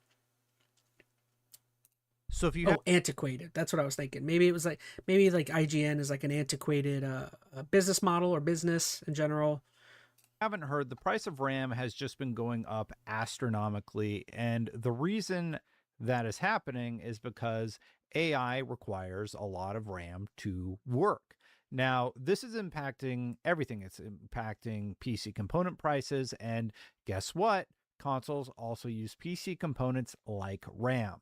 Now, Insider Gaming is reporting that this is causing a lot of places like PlayStation and Xbox who are looking at next generation consoles to reevaluate just do your own thing. It's their better that way, says position Odin. and Yeah, launch timing I agree with for you ultimately. these next generation pieces of hardware. From what we've heard, the industry as a whole is concerned about RAM availability, as they should be, and what that is going to mean for mass producing consoles at a competitive price point, not only for the next generation, but it could also mean that yet more price increases for current generation consoles will hit us in 2026. Yeah, so again, he's just touching on what we're already learning about with Spawn Wave, and also from Charlie earlier about I mean, that could make sense. I mean, I guess this is what Insider Gaming, the idea that the console generations could get shifted due to the crazy increase in pricing. I tell you, I wouldn't inherently have a problem with that. Granted, I can't afford a new console right now, but I wouldn't venture to guess. Yeah, they were to shift making new consoles another couple of years, I think they're fine. The consoles are fine right now. I think the games look plenty good still. That is via Insider Gaming. Now, the problem with all that is it's not just RAM. It's probably going to impact other components, GPUs, and that is going to mean talking about. an overall negative effect on the entire industry. Everybody's been focused on the ethical and moral implications of generative AI, and it's not really till it starts hitting you in the pocketbook that people start saying, oh, okay, well, maybe we need to pump the brakes on this aspect of this tool that a lot of people have been using. Now, there have been some other reports out there. Paul Tassi sort of talked about this one a little bit. He said there are two main industry issues this causes. With these consoles years away, this could mean further price hikes for current gen hardware. Sony has already upped prices once, Xbox twice. Now we're in a situation where a PS5 costs more than it did at launch 5 years ago in an industry where prices are supposed to go down in time. Microsoft, meanwhile, has now had to increase the prices of a console like the 2 terabyte Xbox Series X to an eye-popping $800. That price and others contributing to Xbox hardware sales falling off. I didn't realize they increased it that much for the 2 terabyte. $800, man. Like, yeah, I didn't even realize the prices were up that much. Nintendo has thus far avoided price hikes on its new Switch 2, though it launched at $450, far above the $300 of the original Switch. The Switch one recently saw a 10% price increase itself. Then the obvious next step, if these current consoles cost this much, what on earth are we talking about as a price for next-gen consoles? PlayStation 6 or the next Probably, Xbox? yeah, $800 to $1,000. These will be consoles that launch at what?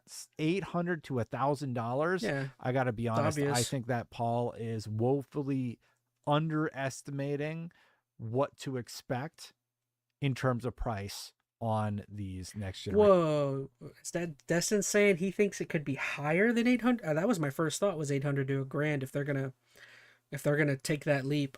I could not imagine.